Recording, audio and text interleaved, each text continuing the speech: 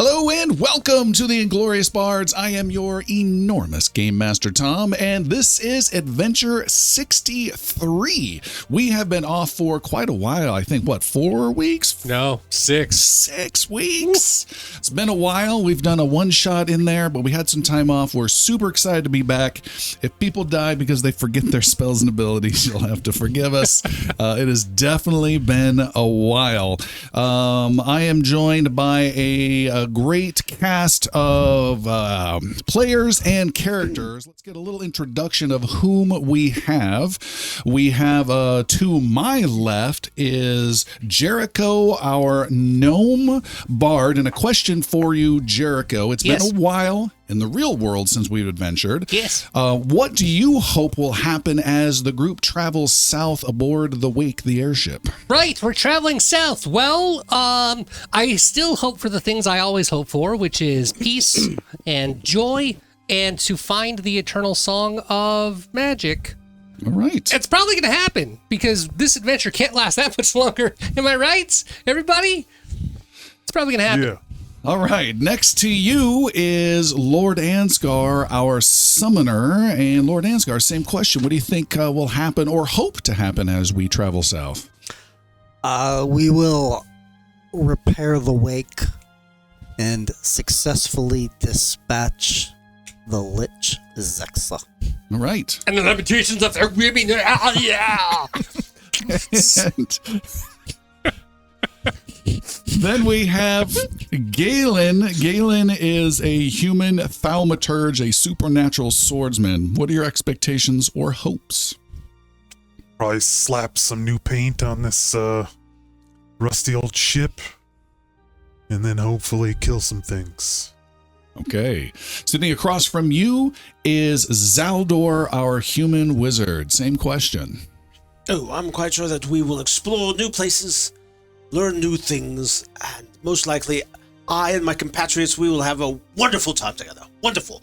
Great time. I remember traveling when I was young. All right, and then we went across the sea together. Hemlock. Hemlock is our fetchling gunslinger. What do you hope for the future?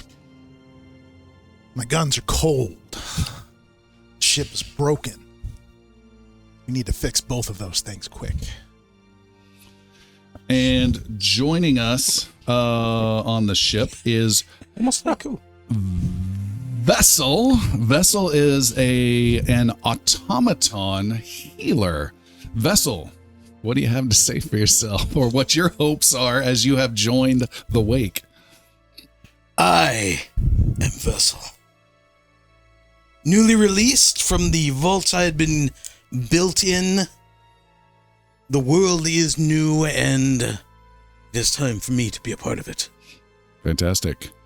All right, that is our crew aboard the Wake. We also had a birthday or two since we last played, and we have a tradition of handing out a hero point. So we had a birthday in Jeremy. How old did you turn? 35? 47 years young. Ooh.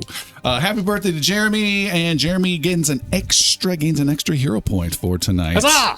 And then we also have another 46-year-old, and that is Alan gets a hero point for his birthday. Yay! Yeah. I don't believe you. No, he does. Which part? It's not the same day. All right. Vessel So just turned 4,600, by the way. So oh, that's true. Not that we're measuring or anything, but if we were... my hero point is slightly bigger. Well, I'm looking forward to this adventure. It's been a while, and I think this is going to be the best adventure yet. Let's find out what happened last time from Jeremy. Wayback Machine, because it wasn't just last time, it was a big transition before. We were inside the vault the Vessel recently just mentioned, a Chiloran vault deep below Shadow Hall. It took us a bit of a trek to get here. We did so in the search of Vetonite. Vessel, who was guarding the vault, working with us, had been showing us different areas of the area that we asked for. So showing us not only the true vault, but the Forge Vault where we found the Fed Knight, and also a room called the Room of Far Sky. We ended 2 adventures ago in the Room of Far Sky with a room with seats that had runes on the walls and a gear that allowed us to shift what those rooms would be. And it turns out that when you adjust those runes enough or create different scenes based on what the constellations are, what the horizon looks like, you teleport outside of those chairs into that part of Varend. It is a massively magical device that will take you nearly anywhere in Varend. And where it took both Hemlock and Jericho, who sat in it, was to the forest, the Teladriel Forest, I believe, which is down by Azamir, and apparently covered in void because it killed them nearly immediately. We did our best to bring them back, either to bring them back through the seats or to sit in the chairs to go recover them once we found out that they were gone. And that swapped bodies. It literally swapped player bodies with the different characters. They don't know that they're played differently. They just feel like things are a little bit off. But we're still all back in the vault. So Lord Ansgar really started doing some experimenting and practicing on what this thing could do. And we finally found out that there were about 6 or 7 locations that we could get to. The one that seemed the most obvious to us was to actually go to Shadow Hall. Maybe it could get us back out of this vault, or it'll just leave us where we are. So we weren't entirely sure. So we all sat in the chairs, blasted ourselves forward, and it kind of worked. We had an option to choose the elements or to see where it would go, but it wasn't all of us right away. Again, we already saw that it was disastrous and damaging the last time we sent someone through. So this time Galen volunteered and sent Hemlock. Because Galen does that, right? If there's going to be danger, Galen would like to be the first one hurt. That's just kind of consistent. They blasted through the storm range, appeared. He immediately got hit in the head by a rock.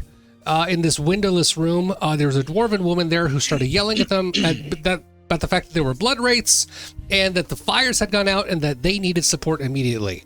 So Galen decided to stay, sent Hemlock back to get the rest of us, and we all moved on. No void damage. No one was dead immediately, so that was already a good thing. And it turns out that we were teleported to the northern side of of Shadow Hall. So we're north of the gates that were there. And no joke, there really were blood wraiths, and there was flesh ghouls, and there were protective flames that these dwarven women named Erig and Orave were keepers of the blue flame to keep it lit consistently because it is a protective ward against the undead. When the flames had gone out, which was caused by a sudden blinding flash, we don't know where that came from, but it did knock them out and the undead started coming in. We did our part to support them. We fought off the undead. They were able to reignite the blue flames and at the moment keep everything kind of at bay. Then we got our footing and our grounding and found out that we were literally less than a day's walk from the gates itself. So Lord Ansgar went back with Zaldor to retrieve the wake and to announce that we had been returned. And the announcement came through really strong because Dana, Golly's wife, charged up to them the moment they arrived with all 12 of her soldiers demanding to know where Golly was. At the moment that they dropped it immediately and saying they were by the northern gates, Dana charged out of there with her entire team and hiked it full speed to get to Golly because she had plans. By the time the wake was recovered and brought back, we also brought back provisions and replacements for the guard who were protecting the blue flames. Dana had arrived and found Golly and had some private time with Golly, and Golly didn't break. And so he started debating whether or not being on this quest away from his now recovered married life and family life was worth it. The entire time Vessel was fairly quiet until we moved towards a golden orb. It was near the gates that we popped out of. And every single time we approached it, he warned us very vehemently to not touch it. He identified it as a soul core. And stated that it is the soul of his vessel's being, but if there was a way that he would get it, there was a curse on that core that would affect the person touching it. So he's really, really vehement about keeping us away from it. Cut to Galen doing what Galen does, making sure that he is still taking care of the people. And again, if anyone's going to get hurt, it's going to be him first. He spent several hours trying to break the curse off of the soul core so that it could be given to Vessel, and he failed. The curse was not able to be broken. So he did his best to not get stuck inside the vault while also giving the soul core over to Vessel. It was quite literally being at the edge of the vault of where the gate exit was to retrieving the soul core to handing it over the line. Vessel retrieved the soul core, which also meant that Vessel, for the very first time in their entire creation of over 4,000 years, could step out of the Chaloran vault and be a part of the world again. But that also meant that the curse did go through, and Galen now has to be cautious where he goes, because the moment Galen steps into a Chaloran vault, he's stuck there, because his soul is now a part of this cursed transition until he gets his own soul core back. Everyone made it away from the vaults. We all boarded on the ship with the exception of Golly, who decided that it is time for him to stay behind and be married to his wife until he pays off that ore penance that he still wants to get rid of because he has someone else in mind in his future. The rest of us flew south on our rickety ship to try to get it repaired at Port Heath before we venture on to Xecsa to finally try to find all the different items and elements that lead us to Share Mordrin. And so, let the adventure begin.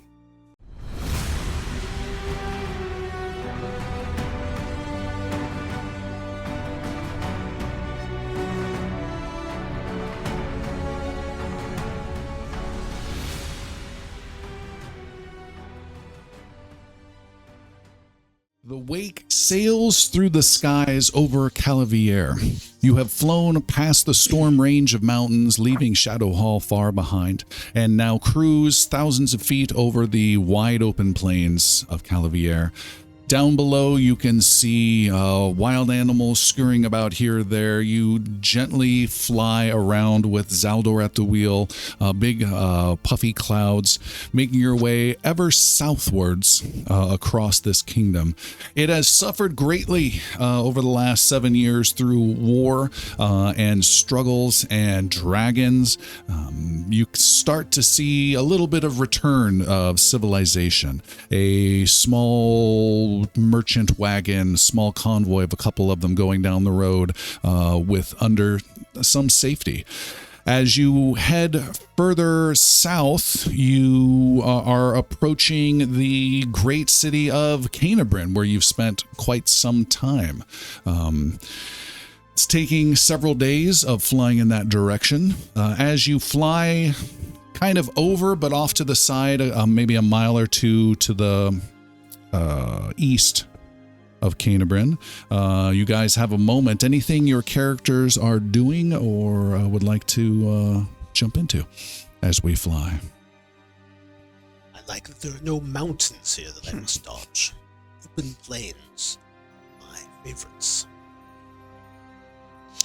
Hemlock will be walking around the boat, taking very detailed notes about what's broken, what's not working, thinking about what we've been through and what we might find in Port Heath, and creating a list of repairs and upgrades that he would like to. You start gathering that information. The good news is that the dwarves have provided you with a lot of supplies, repair materials for the ship. They just don't know how to deal with the magical nature of this flying airship. Of course they don't. They're dwarves. But you've got a hold filled with magical wood that can be reinforced to be almost as strong as metal. Steerage, important ropes that can be used with additional strength, but yet be very, very light. You get the feeling that they may and long ago had some of this knowledge, this technology, this magical technology, but it just wasn't handed down effectively over the centuries. So they had some idea, but but really not the full picture. But you have a hold full of this stuff. My question for you, Hemlock. You have Zaldor, who's the captain, normally at the helm. What do you do? First of all, what is your official title? First mate. First mate of the wake. What does the first mate of the wake do with Zaldor as captain at the wheel?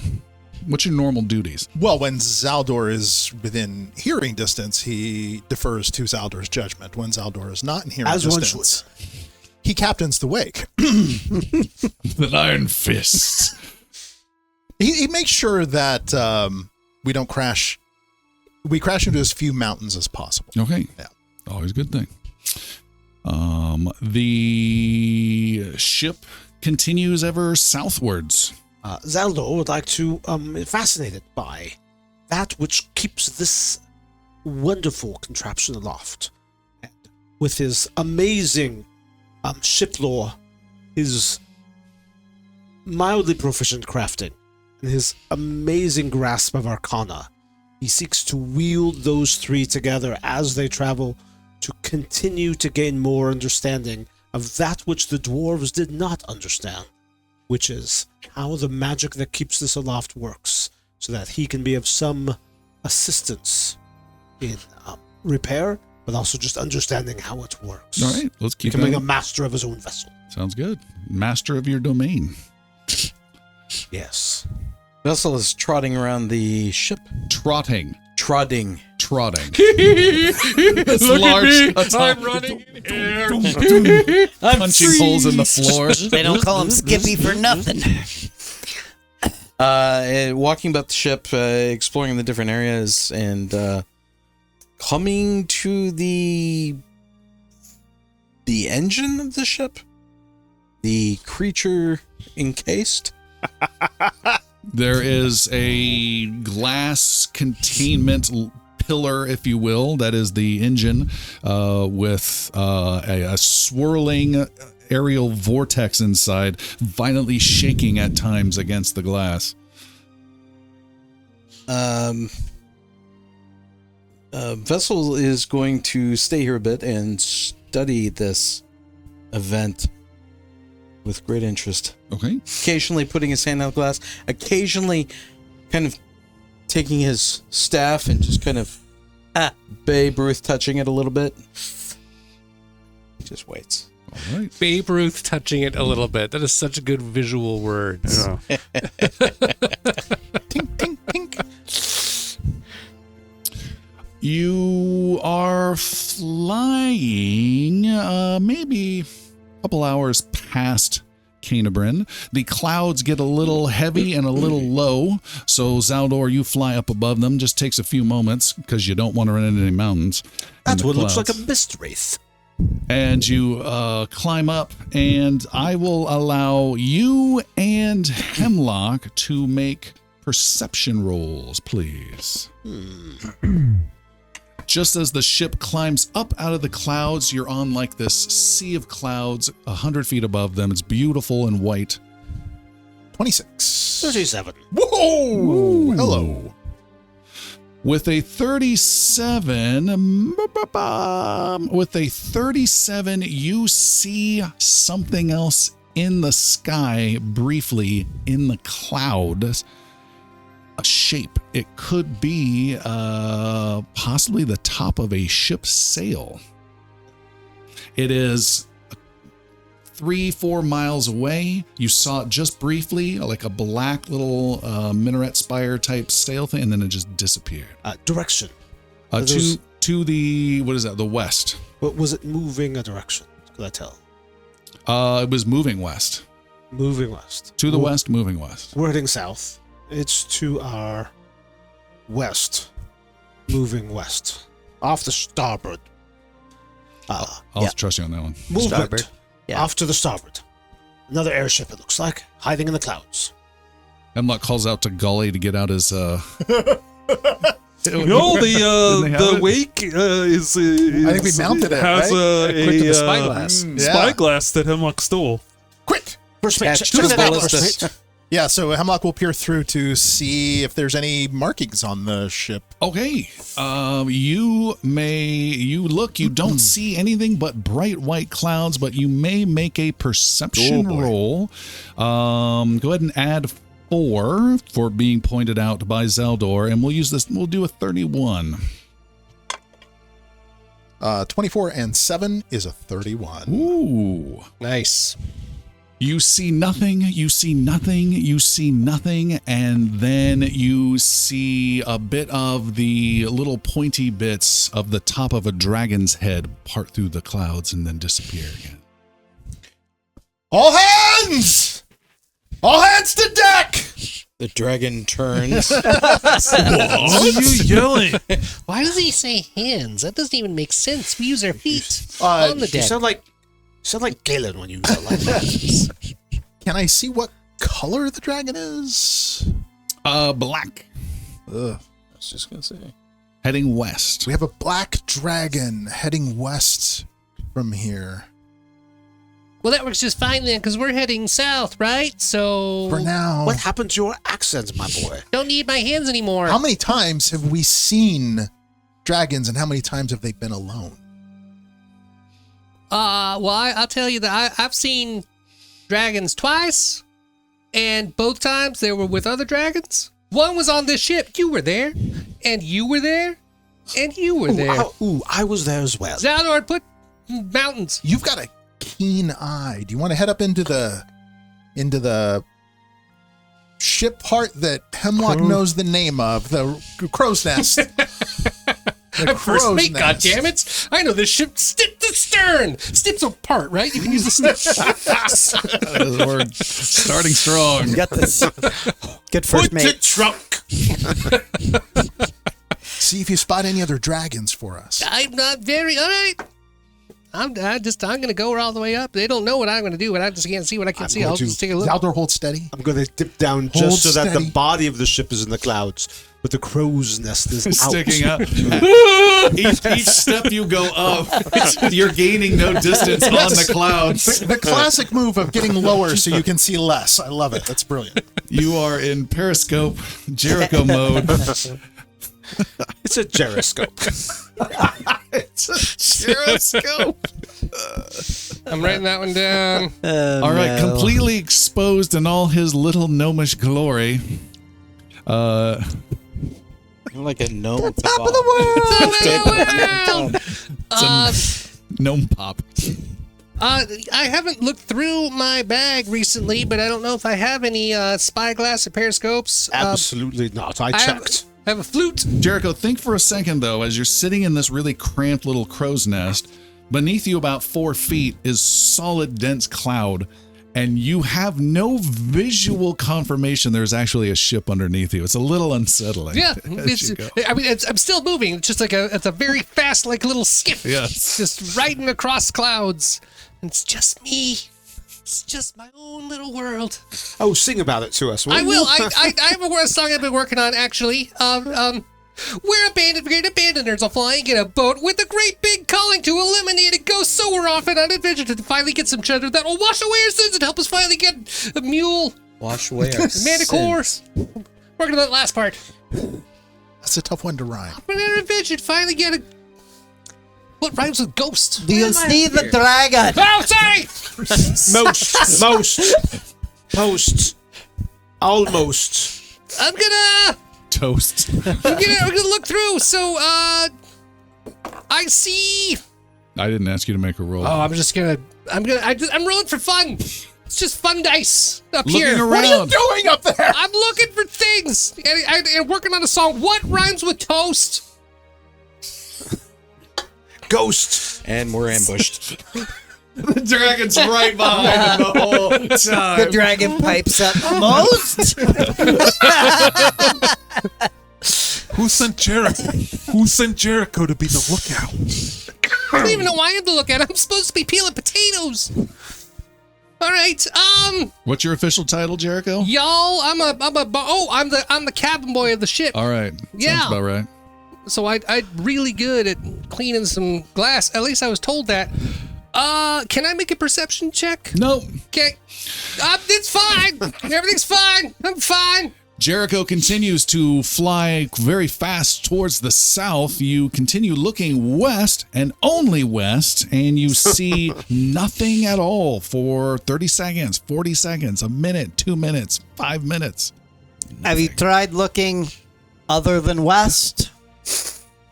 It's the sun's over there. It's a lot brighter, and I have some little spots in my eyes. It's nighttime. No, it's daytime. It's daytime. Damn. It's dark in this cloud. You're not allowed to just make that up. Jericho does look behind him at least at one point. He does that slow look over the shoulder. You're doing great, Jericho. You stay on the lookout up there. You never know when they're going to attack. They'll finally get a mule.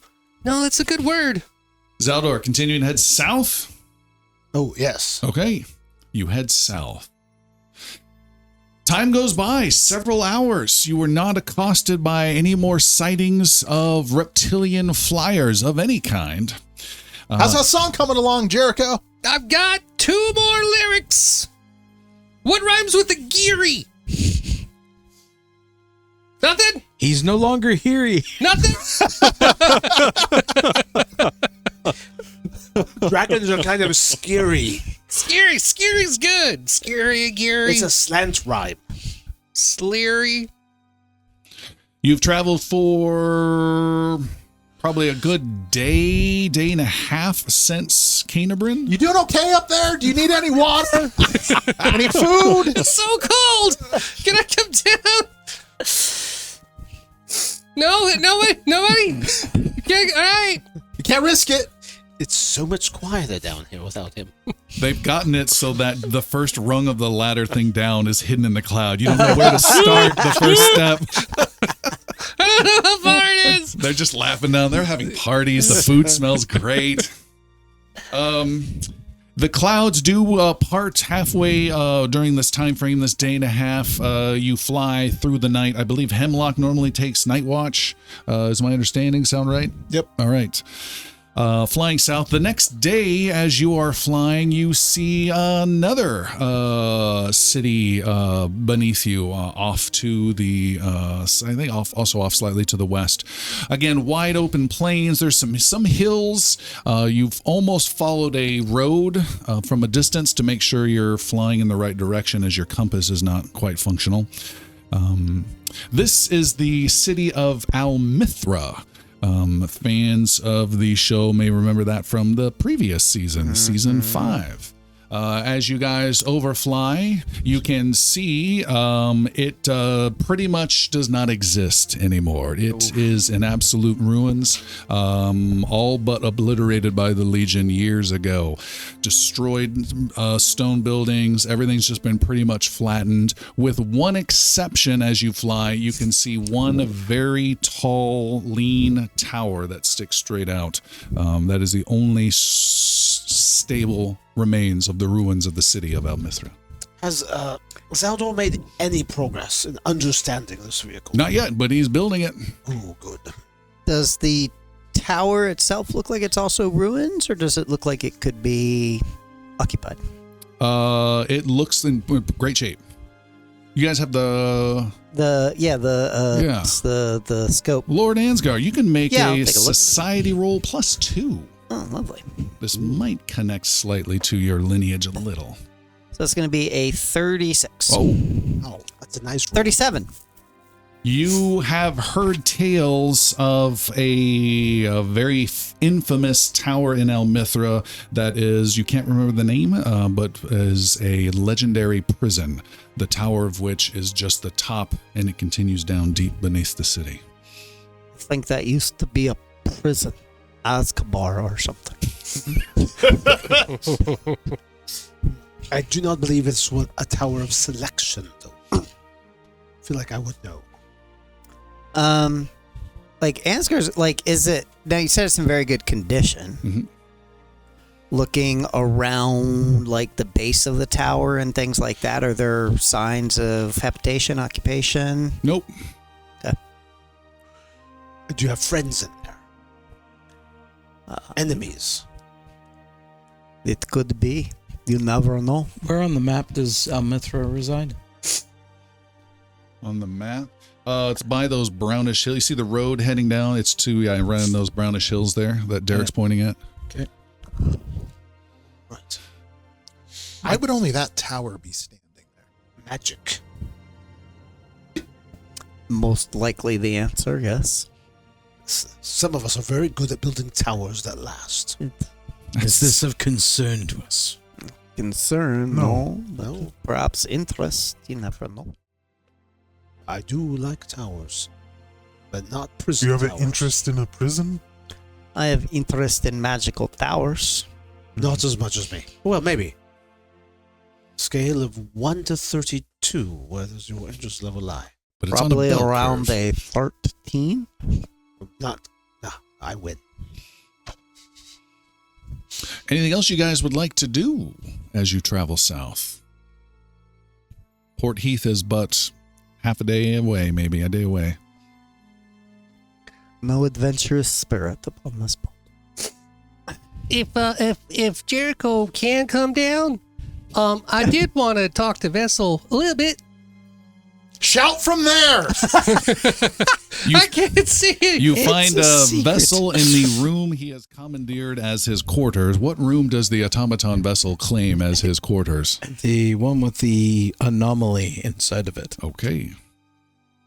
I don't like the way you You're call the it an intro. anomaly. It's unnatural. It's like a Tootsie Pop. 1, 2, 3. Sandra. I don't want to sound rude, but I was wondering. Walk with me. Okay, You're just walking around like Circles. steps are so big. Actually, this is kind of the point I wanted to bring up. When we were moving around the vault and you were taking care of me, you kind of carried me a lot on your shoulders. That was nice. Can we keep doing that? Would that be a problem for you? I don't want to be insulting or feel like you need to carry me around. I just want you to know that I feel really safe with you and healthy. And I want to keep staying safe and healthy. And if it's all right with you, I'd like to keep sitting on your shoulders. I'm sorry if that's insulting. I don't mean to sound bad. I hear myself saying it out loud right now, and it sounds like I'm kind of demeaning and turning you into a pony that I wanted to ride. I don't mean to make you a pony. That's not what I meant at all. Are you objectifying Vessel again? I'm so sorry. I did not mean to objectify Drawing you pony one bit. ears, a ponytail. I had a picture of you in my head, and I wrote it down in my book. It's not a good picture. I don't draw things very well. I'm not the going to show it last to time you. you rode on Vessel's shoulders was when the door opened and the gears came out. I did got kind of get ground up a bit. ground up like Real ground safe. chuck. Felt real safe about that. I'm gonna let you go. You know what? Never mind. You have a great night. I'm sorry. This sounds really weird to me. I'm gonna go back to my crow's nest before Hemlock yells at me again. If that's all right. Unless I could stay here. I'm sorry. You know what? Never mind. You have a good night. I just want to let you know that I'm glad you're here. That's what I was trying to say. You're a member of this team, and it's good. It's good. Okay, good night. Thank you. Good talk. Thanks, Vessel. This is very nice of you. I'm going to take this with me. You don't worry about that. I'll just go drink some water later on. Do you need a tomato? I can get you a Of course, welcome. Thank you. Why are you so nervous? Come closer. He puts a big meaty automaton hand on his shoulder. I lose friends. I thought I could make friends pretty good, and I like making friends, but every time I make friends, I lose them. And I realized as I was talking to you that I kind of want to be your friend, but I'm afraid that if I do, that something's going to happen.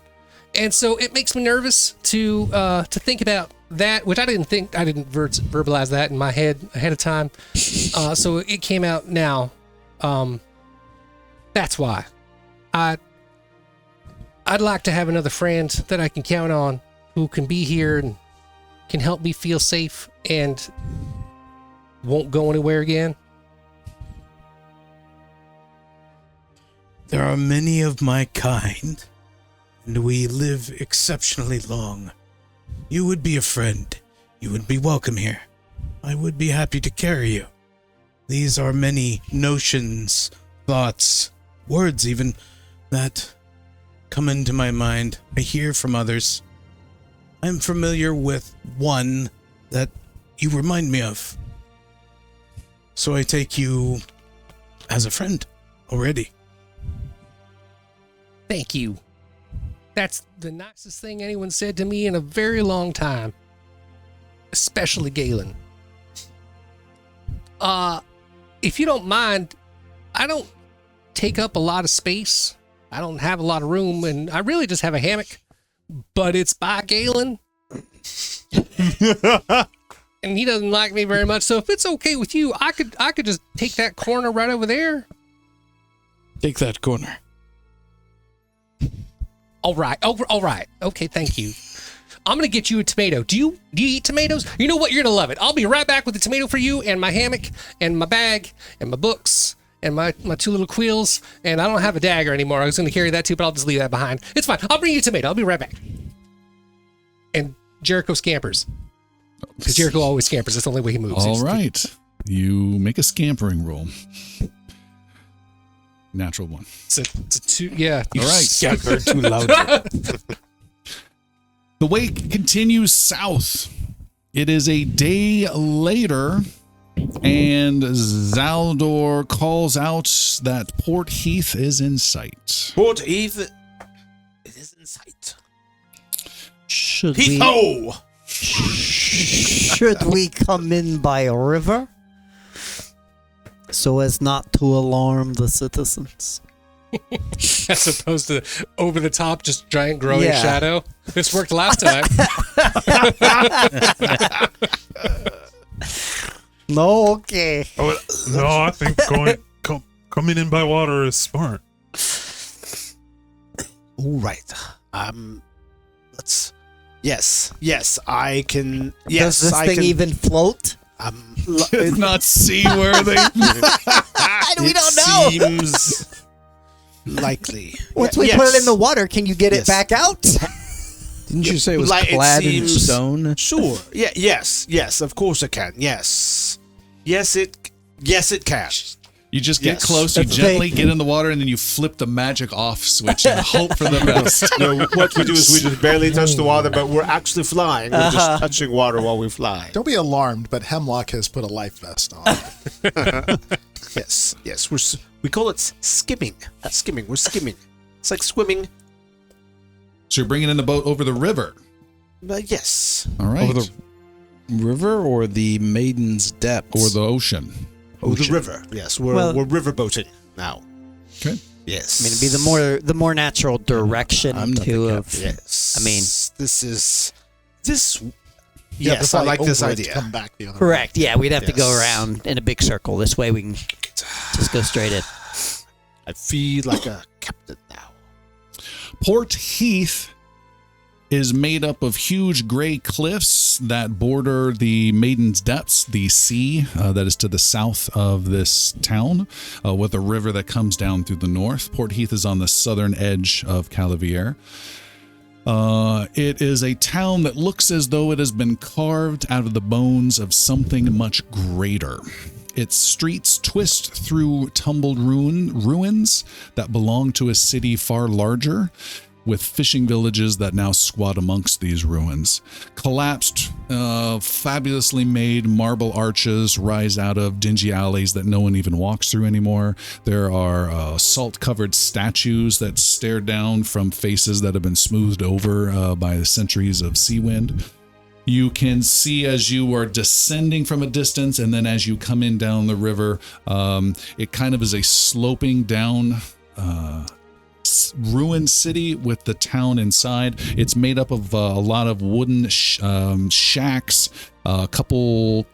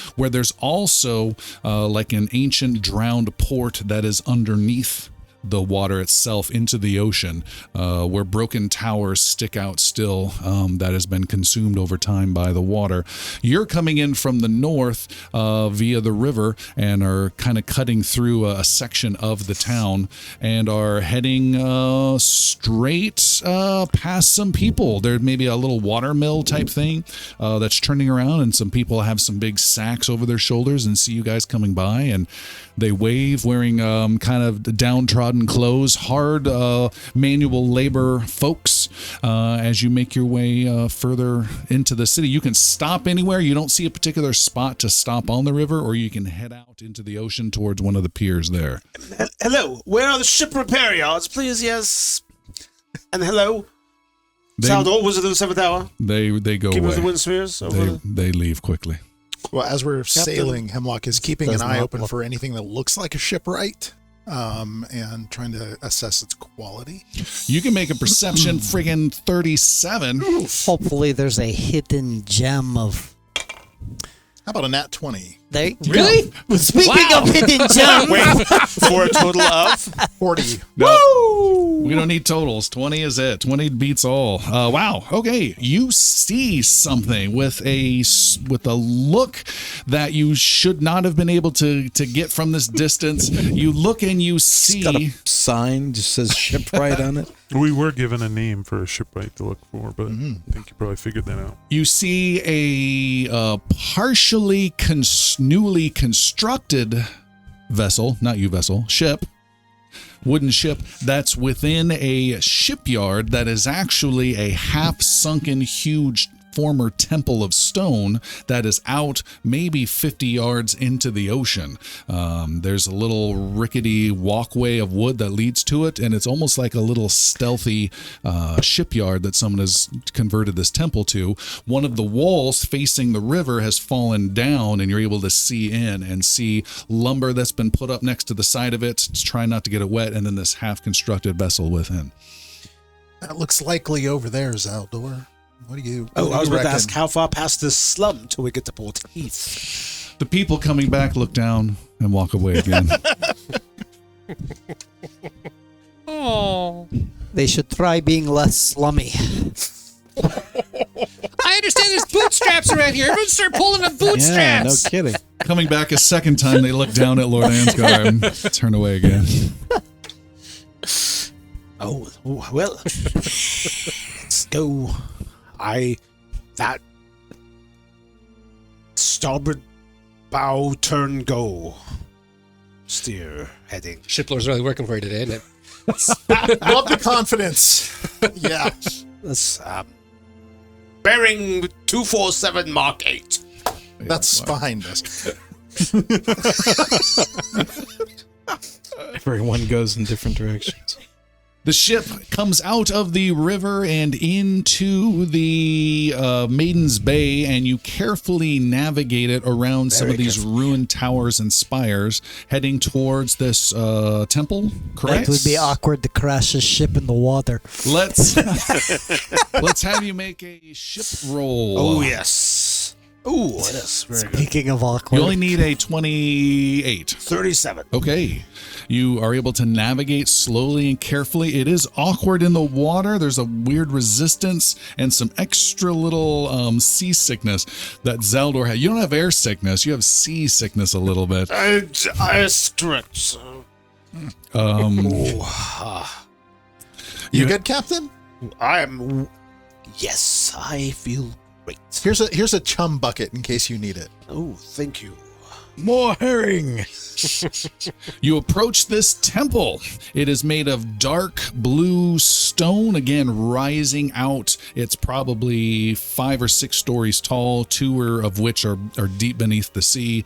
And they essentially created this little pier plank thing that extends 50 yards out that reaches the 3rd floor, and have just constructed additional wooden supports and structures to then have ship stuff in there. You pull up to the rear, and there you see there's like a, how would I describe it? I guess a wooden balcony on the 3rd floor, which is just a foot above the water, if that makes any sense. You see a young guy come out, maybe 17, 16 years old, and he comes out and sees you and waves and runs over to catch a rope to moor you guys. Toss the bow line. That sounded good. Galen's there to hand off the rope. Galen, you fall into the water immediately. The shark-infested water, might I add. You toss the line, the lad grabs it and ties it down. You toss another line and ties it down, and the boat is brought in. He excitedly runs back into the temple, and an older lady comes out. She's got graying hair, thinning hair, heavy wrinkles. She's been out in the sun many, many years of her life, but she is very strong, very muscular, huge muscular arms. And she's got a vest on with straps and stuff and all sorts of woodworking tools hanging from them. And she comes out dusting off her hands as the group disgorges heroically onto their little pier dock thing around the temple. That's us. Like Legolas, Scourging Gimli, and heroes. Aragorn. Scourging jumping off the heroes. ship. Hail! First mate Hemlock, can I introduce you to the captain of our vessel, Zaldor? Zaldor, Wizard of the 7th Tower, Keeper of the Wind Spheres over 1,000 oils, and Captain of the Wake. She looks at the ship At your service. and she nods. She's, well, hello, I'm Istra Kelvarn. Yes, you are. We don't handle trade here. You'll need to head elsewhere. More on that pier. We're here for repairs. For repairs. Yes. Well, then you have come to the right place. As we unerringly do. We have a Wizard of the 7th Tower, Keeper of the Wind Spheres over 1,000 isles, and the Wake at your service. Well, other than wasting my time with your titles, Twice? Everyone heard that twice, right? That wasn't just me? what exactly seems to be the problem? She looks quite good from afar. Well, she is not Get closer. She's a 20-footer. A wet, dripping Bittergale. She's not just a sea ship, she is an airship as well. An airship. Yes. We were told there was nowhere else in all of Varen that would have a possibility of repairing. She ignores you and Then climbs on board the vessel. Welcome aboard. Not Yes, you, vessel. permission. You're going to be staying that alive. This is an actual airship. Oh, yes. That's I haven't seen one of these in years.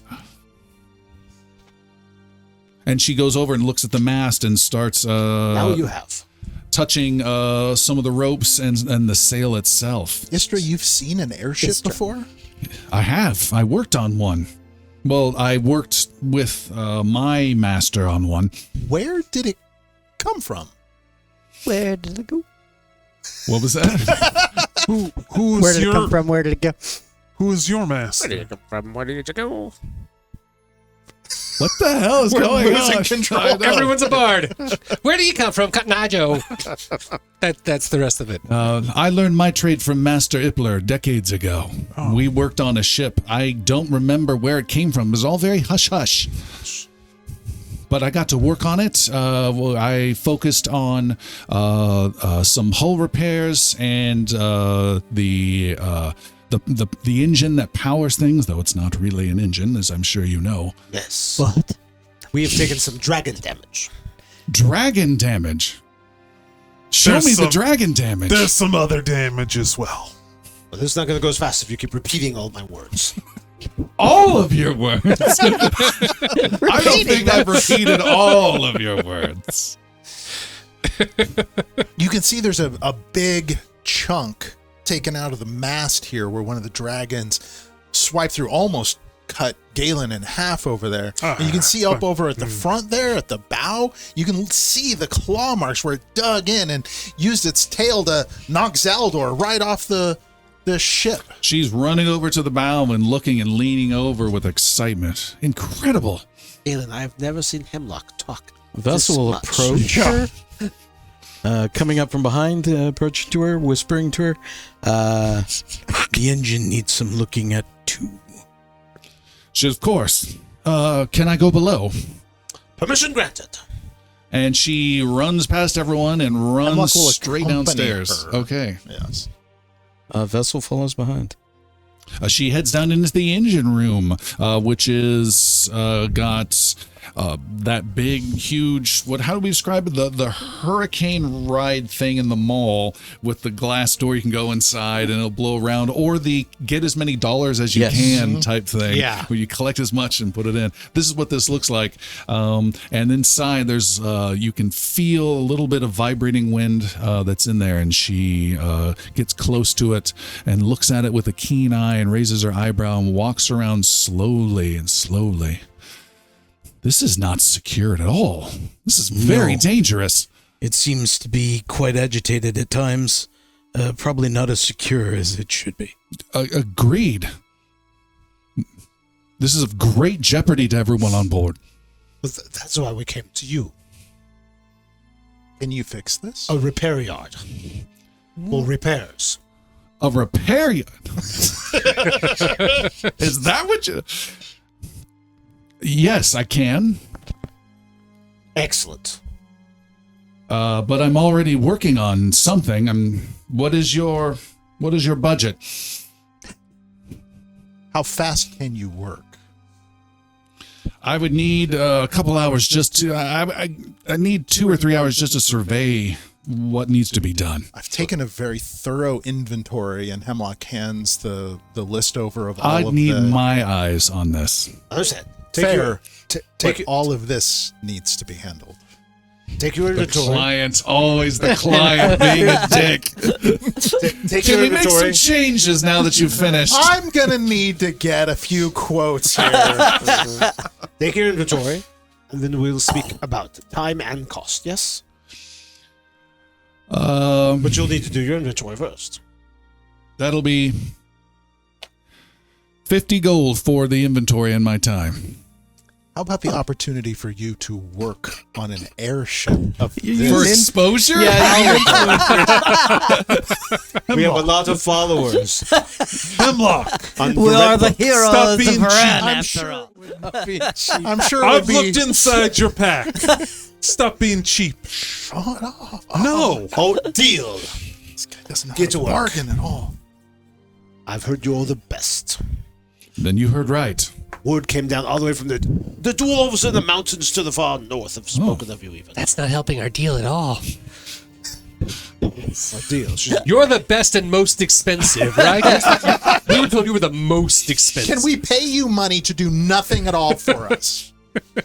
Lauren and I have had to do car repairs. Oh, right. Has gold been paid? So it was 50 gold to do an inventory of the ship. For the And just- estimate. For the estimate. Yes. Well, that of course will be Not even a pre-estimate? that of course will be 50 will be applied if Okay. you choose to use the Okay, service. there we go. Well, now that's all right, wonderful. deal. Money All paid. right. Good. She's just throwing out the air filter, right? Even though you just replaced it with the dwarves. Don't get that. Yeah, look at that. Look how filthy this It's is. just scheduled maintenance. What am I? I have a weird question, Game Master. We were given a name by the dwarves, and it's not this lady. Okay. Very good. Not committed. And Are you saying this is the first scam of Port Heath? Well, I just wanted to make sure. Airship scam. This person's never even seen an airship. To be clear, the natural 20 I got was looking for the shipwright that looks to be of the highest quality. Yeah. So I'm gonna We could Galen. ask questions. When it's appropriate, is gonna pull Hemlock aside. Hey, this isn't this lady. Estra was not the name given to us by the dwarves. Yeah.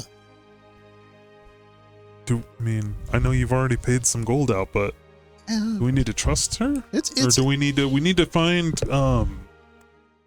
Bodrun? Oh, for sure. We're not committed here. We're seeing We're how getting this quotes. person works. Okay. And the fact that they worked on an airship before is kind of interesting. I mean, like that's that. what they said. Sure. We'll see what they come back with on the quote. Okay. Yeah. What are you guys going to do over the next couple hours? Anything in particular? Yes. Yes. Follow Istra around. I need to go to a haberdashery. Good luck with that.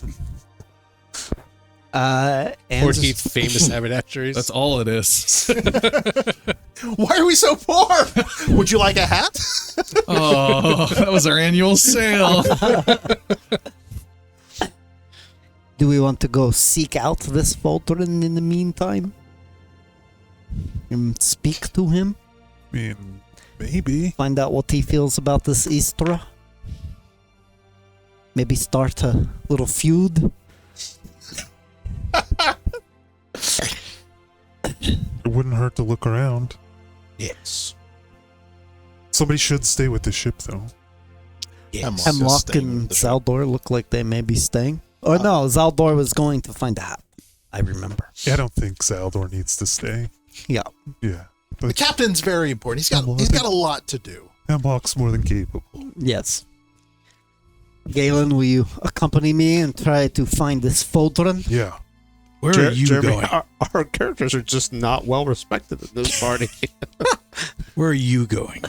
Yeah, I had an idea. you're busy. I was gonna kind of like whisper it to you a little bit, but I need to get a little money real quick from Hemlock.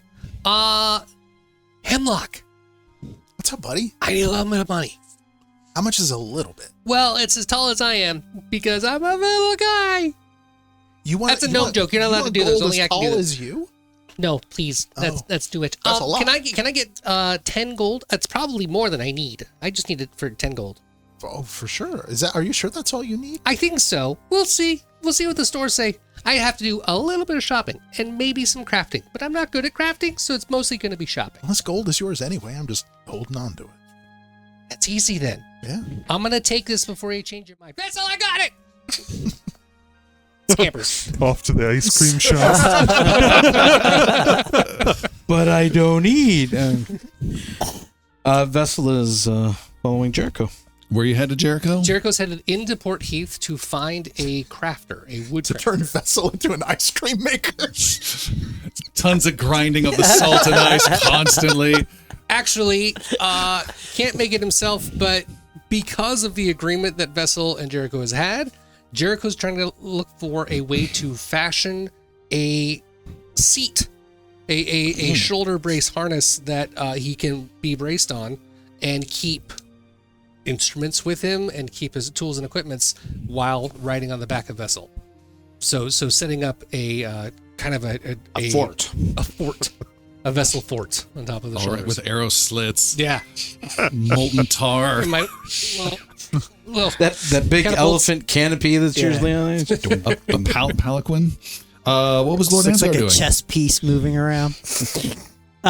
He's gonna go in and speak to the towns folks. Okay, well, you are met by the time you walk across this rickety wooden little pier back to the Port Heath town itself off the ocean.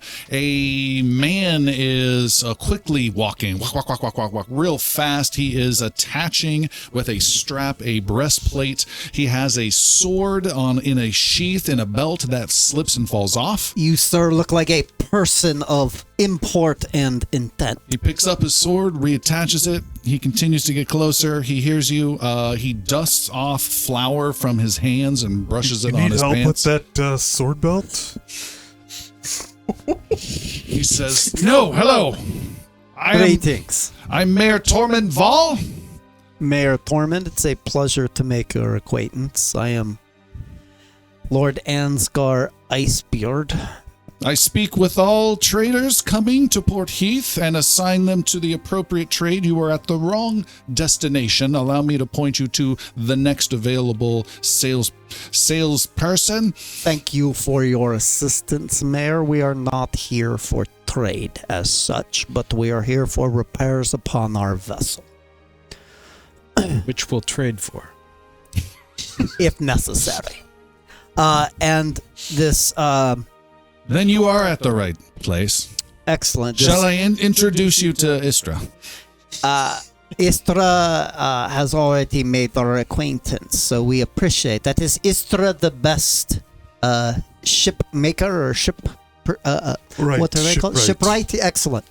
I'm She's- a dwarf. You see, we Yeah, don't deal I- with ships at all. That's why I'm here.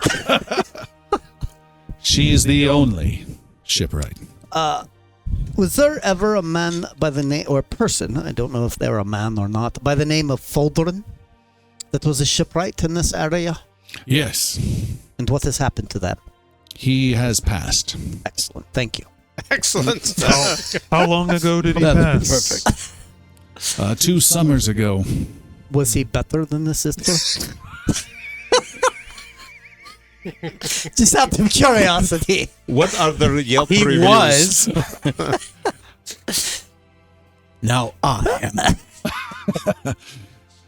am. The 2 of them were an amazing pair, but he is no longer with us. But worry not. Istra and will provide all the support. The town will help you in any way. And we greet all wealthy traders and travelers with their ship needs. And we will have, he doesn't say beds, we will have rooms created for you to rest. It's an interesting assumption. Created? What do you mean? You don't have an inn here? You will have a comfortable inn before this night is through. I do not. I don't think we will need it. Yeah, but that is no. interesting. You don't get many visitors. It's a secluded town. We are not as vast as we once were. We will be happy to visit and spend time with the townsfolk, but I believe We are will good, happy people end up on our ship at the end of the night. at your ship. My On our creepy ship. vibe is going up on this guy. Yes. The inn it will be heavily discounted for repairs in town. If it's He snaps at a woman who's not smiling about 50 feet away. She smiles and scurries off. if it's money you're worried about, we will spend some here. Oh, that's of course, with such refined gentlemen as this little one. Don't call him little. He does not like being called little. My apologies. We'll build you a Great new short phrase. load. You'll have the best phrase by the time the Heavily night is over. discounted. A new heavily discounted. Your next body will be larger. That's perfect. That's what I'm looking for. Thank you. Well, come, let me show you all that Port Heath has to offer. All. Heavens. Okay. Here, this is where we will have a school sometime soon. Excellent. We just need more bones. Sorry. The end part out. This is where we once had a stable. We're expecting more horses perhaps next summer. Lovely. And then that will be wonderful if you wanted to travel. If you were looking for a ride, we might be able to acquire a horse or two by nightfall. We are really just passing through Oh, on our ship. That so we the won't repairs need a are horse simple for. then. Yes, it is our hope. Won't lose it. Keep him on his toes. I do have a high deception. It's fine. And this is the Grand Port Heath Market. You see one stall by a toothless old guy who does not grin until you get close enough. The greatest of markets. What's he is? Could you ask him not to grin, please? It's What's he very selling? unsettling. He is selling all sorts of water-based crap, netting, shells for you touristy types. He just pulled off the shore. Puka shell necklace. She's just got puka shell I necklaces. repaired my ship and my relationship in Port Heath t-shirts. I need to get that for goalie. He's got fresh fish that's hanging from there as well. Okay, I'll be back to refill. And then some raw fish sushi Refill the nigiri. kitchen. Nigiri, that's what rhymes with agiri. I'm gonna write that down. There we go. That's what. And I got some nigiri for Agiri, who's the dead. Yeah, it's almost. Jericho, you do find a carpenter and blacksmith and butcher all in one location. All in one. That's what you want. It's like a gas shell. Beating the hell out of a halibut. Fresh shaved pine. Pine for your sandwiches. Fresh shaved pine. Put it in front of me and I'll hammer it. What are you looking for?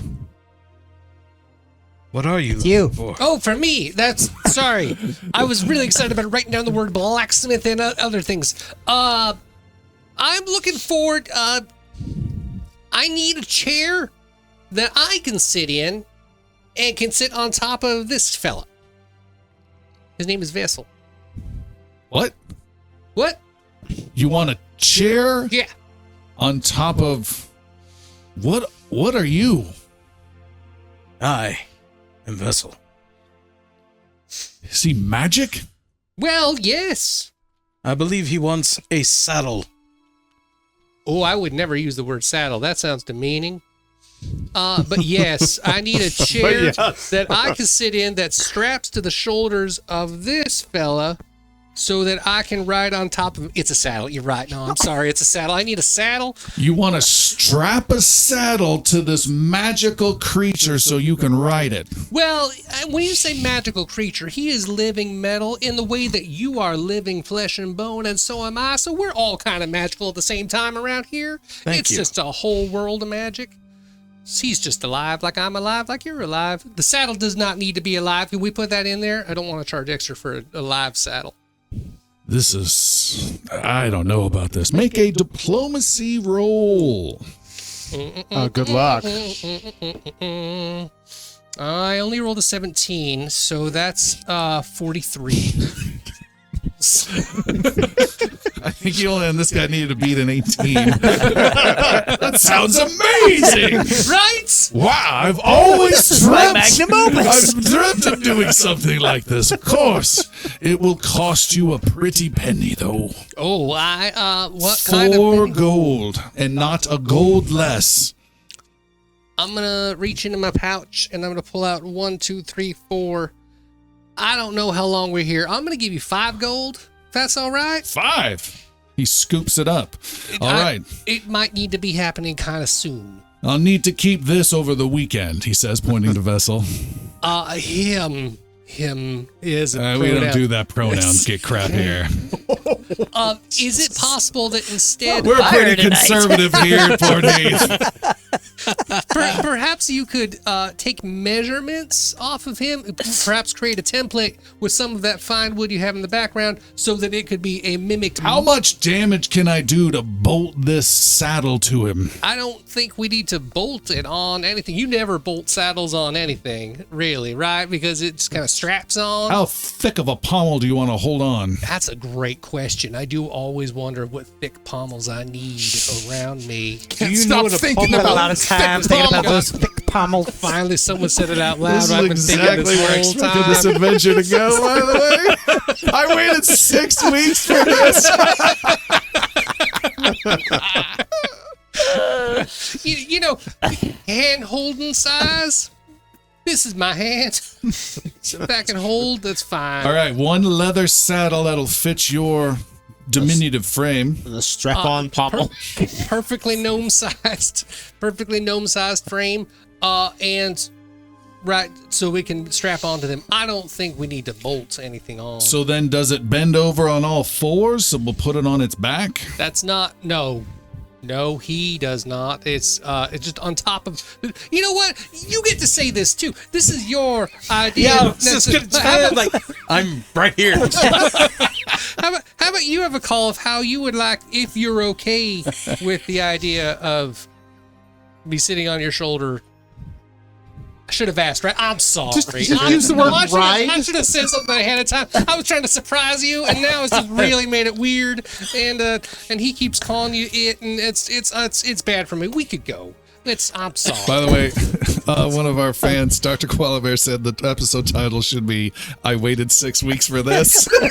That'd be perfect. Fair. Vessel proceeds to describe a previous harness that worked for just such a size. Going, 3-point harness, this platform, this, and equips tools. He scratched with the quill the word anal off of his scroll. I'm glad we asked. Okay. Anal bolts. That's just a freebie. It's a level 2. It's a level 2 spell you don't want to roll a natural one on. All right. Yeah, that'll take a couple days.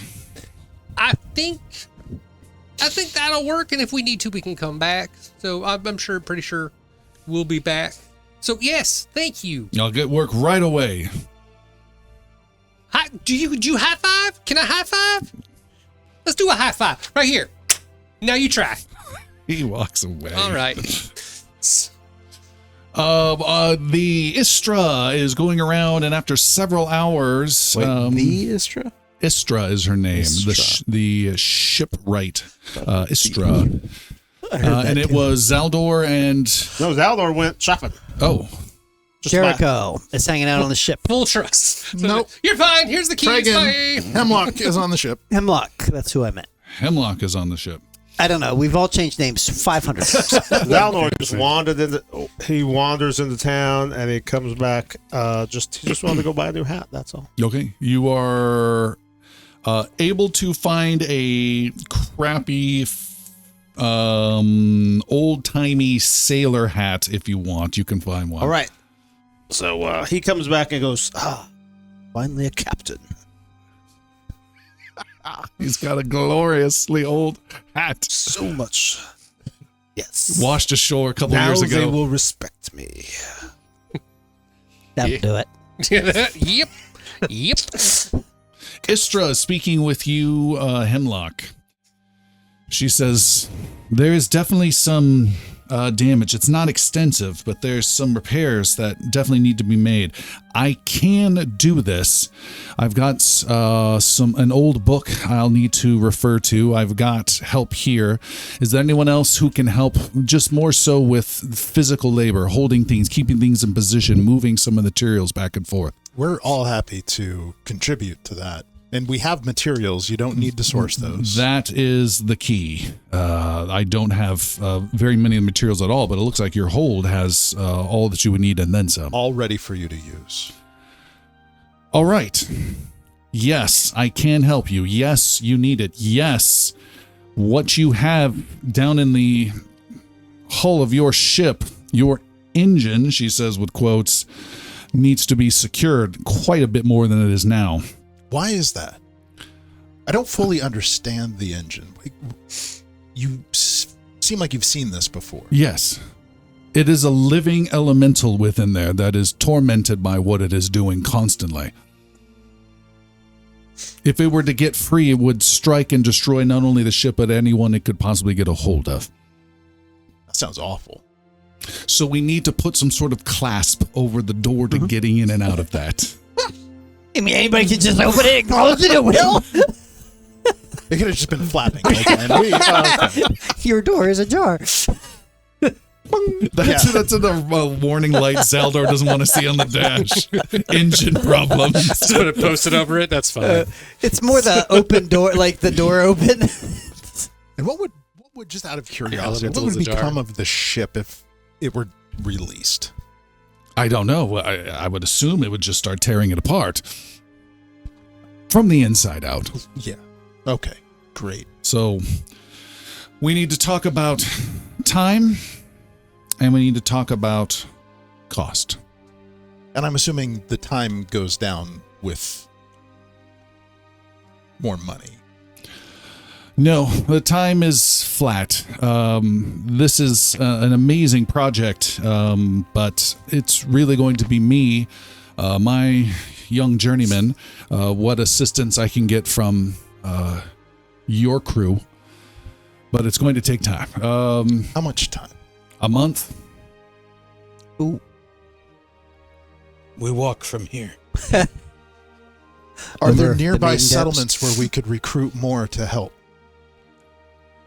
No, what we need is experience dealing with this, and that's me.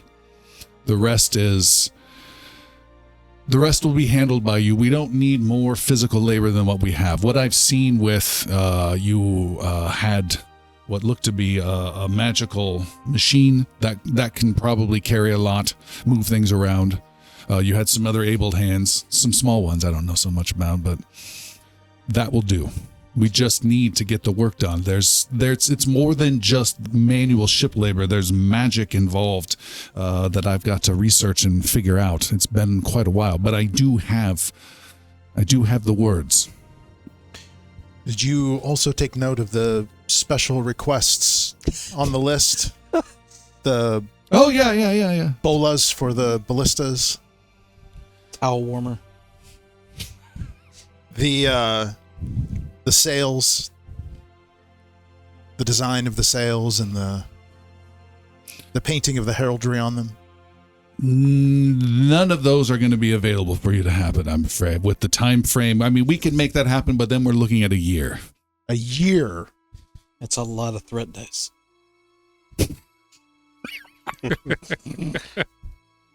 How we actually calculate time around here. All right. And the cost? The cost will be extraordinary, but I assume you knew that coming in. 7 gold. No, don't beat around the bush. Let me have it. Well, you have two ways of paying.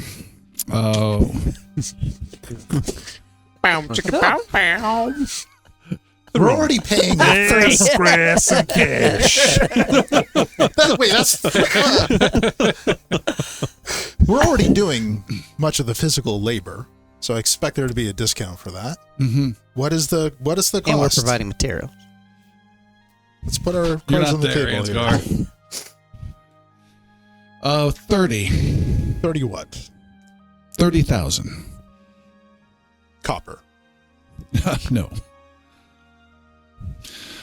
But we here at Port Heath, we have our challenges. We've got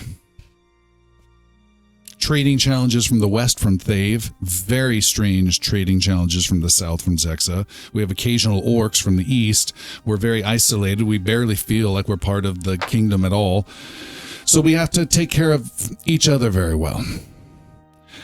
And I could see use for a vessel, not you, such as yours. I think we could come to an arrangement. We have our town elders who are away, who will be back in 2 months' time.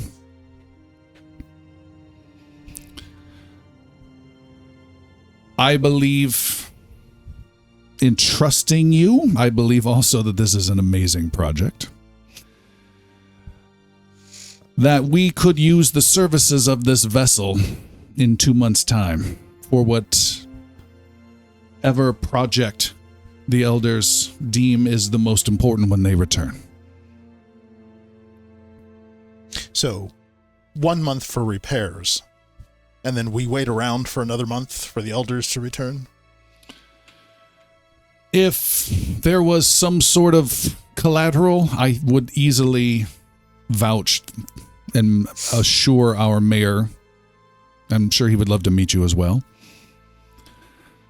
I'm imagining people as yourselves, you are not traders, that much is clear. You come in an airship, you are doing things far more than just trading.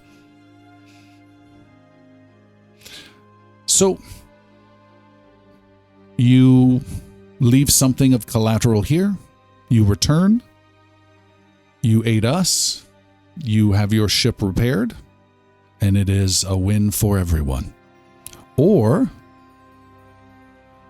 also a win for everyone, you get your ship repaired with 30,000, 15 now, 15 upon completion, and that goes a great deal to helping myself and Port Heath as well.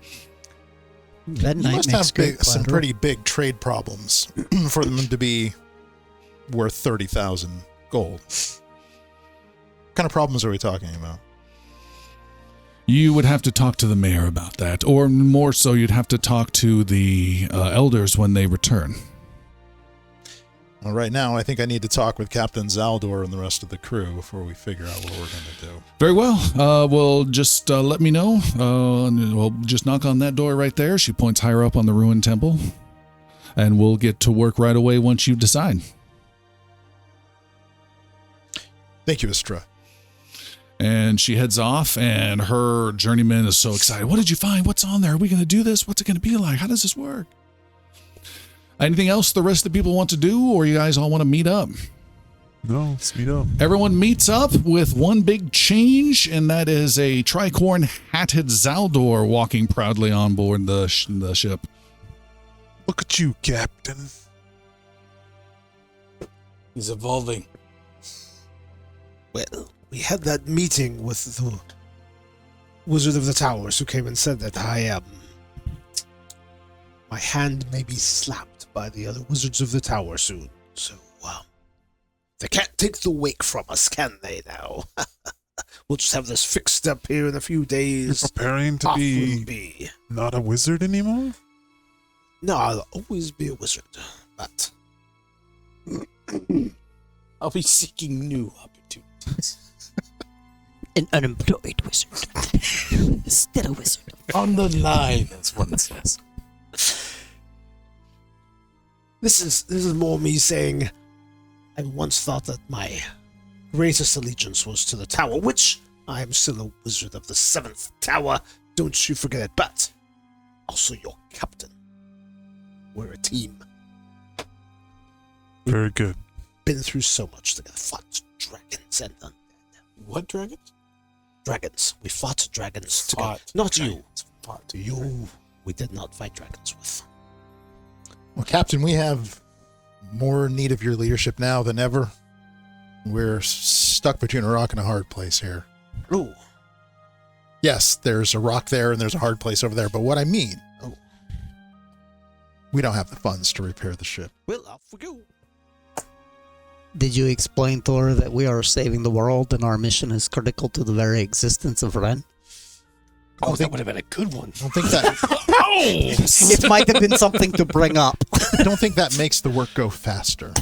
Even if we could pay, it's a month worth of repairs. No.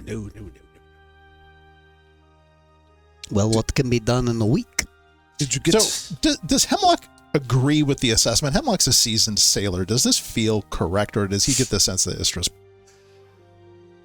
playing fast and loose with the time and the numbers? Yeah, no, it seems legitimate. She broke down things more technically than we did, and everything seemed legitimate beyond even the stuff that you know. But all the ship-related stuff, definitely, we need to reinforce this, change this, remove this, repair this, replace this. And you're like, yeah, totally. I mean, to be fair, we have really, really beat the shit out of this boat. We do have the need to have the Vedonite out, I believe, for some time. Is that accurate? Oh, I thought we had done that up on the top. Yeah, we do. We need to charge that, but unless you know how to read lightning, I don't know how we're going to do that. Well, we are by the sea and storms are not uncommon here. If we place it in the right position and bring the right forces to bear. We could probably fashion some lightning rods and... Well, if it matters, Zaldor has a weakness to lightning. Yes. He may be a Put him natural attractor. We're surrounded by cliffs. Those are not the same. Yeah. That could also perhaps be high this ground. collateral that they spoke of. But I will say this on top of all of it. It's Is a very sweet town. that night worth much? I mean, the dwarves didn't. They don't know, though. I mean, it's worth much to us. We will come back for it. That's all that really matters for collateral. It's a shame, really. 30,000 gold is not too difficult to come by. How would How would we get that? you have a And place now where he you might Hold my arm like a slot machine. do you have 30,000 that we In the could vault we came from, there's hundreds of thousands. But we looked. We didn't see any. You asked to go to specific places. Oh. Oh, that is true, and we can't go back now. Not with Galen. Well, I can't go back. The rest of you can. I didn't know that you would be needing that kind of money. Well, that's unfortunate. Hemlock, what would you say are the top 3 things that must be fixed on the wake? Clearly, the engine. It's unsafe, unstable, and frankly, a disaster waiting to kill us all. So that's 1. 2, we need to make sure that the rigging is repaired so that it can sail true. When needed, we need to be able to maneuver quickly and with confidence. And then 3, the hull. The hull has to be reinforced and strengthened. It has taken knock after knock. Didn't the dwarves do that part? Not well. And that is no slight against the dwarves. They just didn't know what they were I thought doing. they did well on the They whole. were unprepared. They were They're ignorant. not shipwrights. What can we say? Right. Well, also the compass. We have no compass. Yes, we can fly without the compass, though the compass helps us get where we want to go. I've seen a few of the charts of this location. Would it not be an option to lay the wake here, travel south aboard a hired boat to get to Xecsa? We would be leaving the wake in unbelievably Capable powerful hands. vessel in the hands of people we don't know. Do we want to abandon it? Is that worth the risk? To accomplish your goals that I understood them? Does this town look like it's ready to fend off a raid from anybody? No, but I mean, if we make an agreement, there will be a contract involved. I'm saying if somebody comes to steal this boat while we're gone, this boat is gone. Well, as of now, we're the only ones that know it is here. Port Heath is incredibly remote and does not seem like it faces much in the way of trade, travel, or tourism. Yeah, but why is that? Istra mentioned that they are having troubles to the Yes, because south, Thave. east, and west. Yes, which makes sense. Thave to the west with blood witches, to my understanding, recently empowered. They're not known for their tipping. To the east are orcs and badlands, and to the south is the Lich. That does not seem like an ideal trading situation for Port Heath here in the north. GM, Yes. with Zaldor, with his looking at the ship as he was trying to do on the thing on the trip down, and with his mix of arcana, crafting, and ship lore, out of the list of the most important things, out of those, which ones does he believe he has any chance to kind of help or jury rig, just a improvement to them? None. These were all the repairs. You've already done those kind of repairs. The dwarfs did a tiny bit. This is all beyond your and dwarves' capabilities. You can't change the oil on an electric car, my friend. What does Hemlock know about piracy and the Maiden Step? We're about to become pirates for a month. It's say moderate. Yeah, certainly known. In almost every one of the names that Lord Ansgar just dropped have been involved in piracy. We'd be taking an incredible risk leaving this ship here with no defense. Is the ship so important? The mission is, at the end of the day, more important. But this vessel is a means to many ends. I would be very loath to leave it behind. I would be loath to see it fall into the hands of blood witches. As well. It's the safest amongst us. Galen, what do you say? Very quiet. I'm Uncharacteristically. not as attached to the wake as others. But see, I'm not sure what that means, because it could be you're not attached to it, so let's fly it, and if we run it into the ground, so be it. Or it could be you're not attached to it, so let's leave it here and not worry about it while it gets repaired. I mean, it has its own defenses, right? You know, we've set the anchor and made it invisible. Well, they If we can't work on it then. doesn't have to be invisible all of the time. I mean, do we trust this Estra at all? Is there any trust to be had? Can we talk to her about how she feels if we didn't stay here for the month that it would take? But we don't have the gold for the month. Well, I do believe we should mention the saving the world part. I will say, my thought is, in the morning, we take off and we head south. So just to add one tiny little bit to that, Yes. if we crash and the engine is not repaired, there is an incredibly powerful and tormented elemental in there that would try to kill all of us immediately. Oh, that explains my sleeping horrors. You have sleeping horrors. Well, yeah, I sleep down in the You engine put 'em area to with sleep? vessels. No, You sleep with horrors? there are horrors in my sleep for horrors. sure. Yeah, it's more of a screaming. Are you talking about wind. that elf whore again? No. I It's- misunderstood.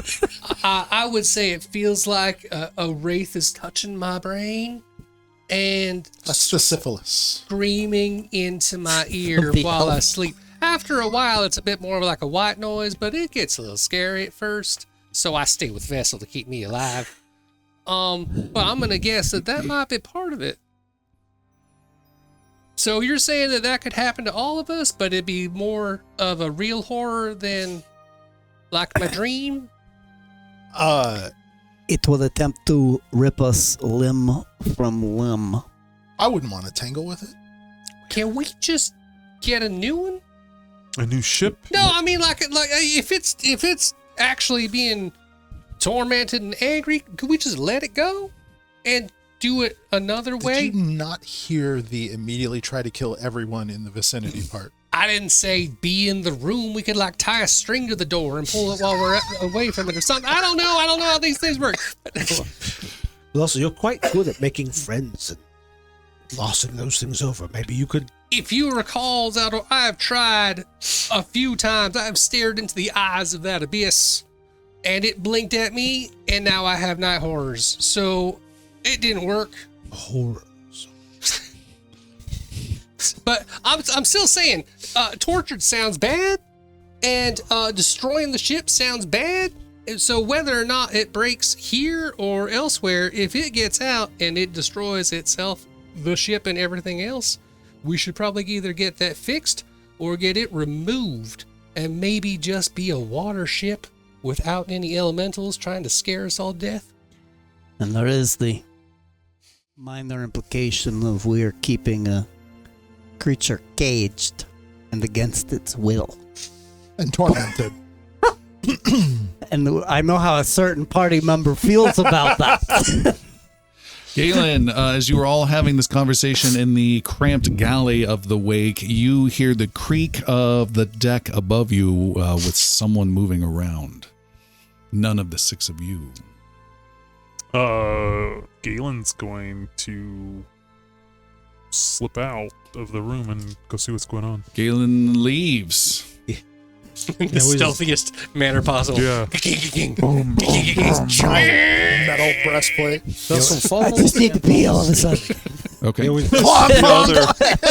Was sure that Galen left because he had to pee, but now Vessel doesn't do that. Galen, you are up on the deck and you see, as night has fallen, a shadowy figure, humanoid figure, not too surreptitiously, creeping their way towards the very bow of the wake. Galen is as stealthy as he can, is going to draw his sword and sneak up behind them. What is your stealth modifier? 15? Okay. 18, sorry, 18. I have rolled that for you. You sneakily follow after this form and the shadow, and they do not appear to notice you as you get close. With sword, you said, ready to go. Mm-hmm. I also have a hero point to be given out. We have Thonwill in our audience tonight. Thonwill, who will receive the hero point for tonight? Hemlock has been chosen. Very good. I already had the third one there. All right. You close in. The figure bends over the edge of the bows and inspecting just under the underside. Do I recognize this person? You get Is close. it Estra? It is not. And we will take our break there. And we'll be right back in just a little bit, and we'll see what's going to happen next with our heroes. See you in a second. And we are back. If you'd like to help support the show, please consider dropping by patreon.com/gloriousbards. Just a few bucks get you access to our after show we do, where we break down everything that just happened, what we think will happen. Gives you access to some one-shots we just did. Jeremy, what was the one-shot we just did last week? It was the Curse of the Werebeaver, which was taking place inside the world of Varen, in a little-known town right north of Edlin Home. It was a great adventure for all of our first-level characters on their very first adventures. All It's right. like extra credit. Nice. All right. Our heroes are on board the wake at night, deciding where to go, what to do. Vessel is following Galen, who is following a figure on the deck. Figure is leaning over the edge of the railing at the bow, reaching out and touching the figurehead mounted to the top of the ship, and says, "It is real." You identify it as the young man, the journeyman that Istra maintains as a worker here, touching the head of Balrock the dragon that you mounted to the wake. About 5 feet away, Galen recognizes who it is and realizes it's probably not a threat and clears his throat. He falls. I'll try to catch him. You grab on. You also fall! Yeah. Yep. It's Galen. That's all it was a setup to screw Galen again. Galen, you grab him by his ankle and pull him back to safety. I wasn't doing anything. I didn't say you were. But you are on board our ship. He looks really nervous. I was just looking at your dragon. Okay. Is that Balrock? It is? I saw Balrock. I was there. You were where? I You was were in Canabrin? I was in Canabrin. How long ago? Not so long ago, and you slew it. All of you did. Yes. I don't remember that one, he says, pointing to Vessel behind you. He's new to our group. It was amazing. There were dragons everywhere. There were, and we took care of all of them. Next time you want to look, come find me and ask first, Okay. please. Hey, can I see the engine elemental thing down below? Not right now. Well, you just said the next time I should ask. And I didn't say I was going to say Oh. yes every time. All right. But I can come and take a look at Balrock anytime, right? I've got friends. If I'd you love ask- the show. If you ask first and you don't creep around at nighttime, yes. Hey, tomorrow morning, can I show my friend Stimmy the head of You Balrock? come and find me and ask. Okay. Where are you going to be in the morning? around here. Okay, I'll be here right in the morning. Okay, next time don't board the ship without permission. No, I'll be here right outside waiting in the morning. Okay. And he runs away with a big smile. What was that kid's name? Stimmy? That's his Timmy's buddy. his friend. I couldn't tell if it was my friend's Timmy, two friends named Timmy, or my friend Stimmy. I don't know which one would be funnier. I think two friends named Timmy. Timmy 1, Timmy 2. Stimmy sells uppers on the dark side. It's my friend Timmy and my other friend Timmy. I'm just hearing South Park. Wow, what a good audience. His other friend's Kenny, but someone just killed him. So back to the more important deciding of things. Galen and Vessel return. Shalara will spend the rest of her night up on deck, curled around the mast. I guess keeping watch, All right. waiting for Stimmy. Does she require rest? No, probably. I don't know. There's emotional rest Just more that of a she definitely needs. Caged, tortured situation. We don't really ask her things. So what are Let we it gonna go, dude. Let's just say that the air elemental and Shalara chat at times about their situation. They can commiserate. What are we gonna do here? Are we gonna fly this broken thing until it falls apart, or until we get murdered by an air elemental, or are we gonna get this? Let Astra fix it and What if we go around Be in and debt to them. everyone shares their opinion on just that question? Galen, what do you think we should do? What's your vote? I think this ship has been very valuable to us, and still could be. That's not a vote. But That's a philosophical. are you gonna view. listen, or are you gonna keep Nope. talking over me? Slap! Keep talking over you. I apologize. It's I think we should get it repaired and do whatever task they want us to do. so wait here for a month. We don't have to wait here. So leave it here. Yes. Head off. Trust them here. Yeah. Okay. Excellent. Thank you for sharing. I apologize for interrupting. And Scar. I would tend to concur with Galen on this. The vessel, the wake, is unparalleled in transportation and how we can get about. And we have much need to be about. And that is the only challenge, is that we have other places to be. But the wake is imperative, in my opinion, to our success. And if the wake is here for a month, so too can the Venom Night be. It's just a matter of whether, in my opinion, whether we should be here or not with it. Jacob. So, I don't have a home anymore. I mean, I do. I live in Edlin home, but I don't really feel like that's home anymore.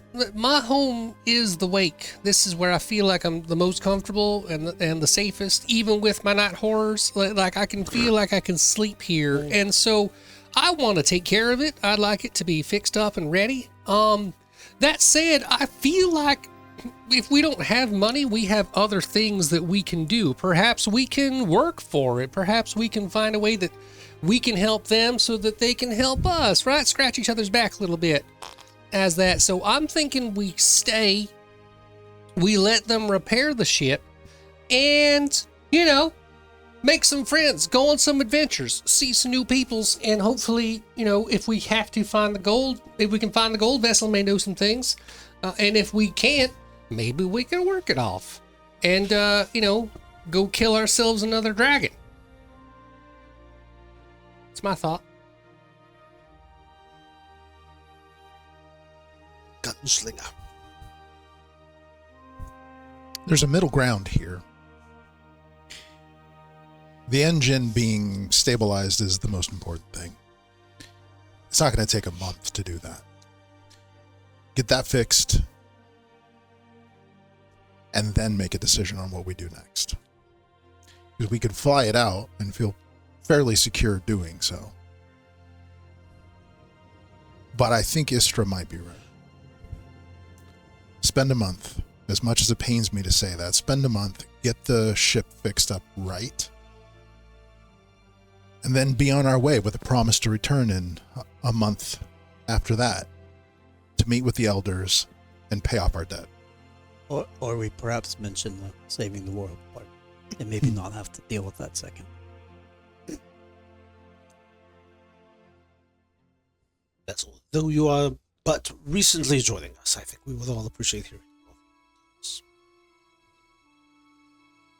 Leave the vessel in her care. Take a boat south. Continue on. If I understood all of you correctly, that was important. Babysitting, no, doesn't use the word babysitting. Watching over a ship for all of its repair is wasteful. She needs our labor to do the work.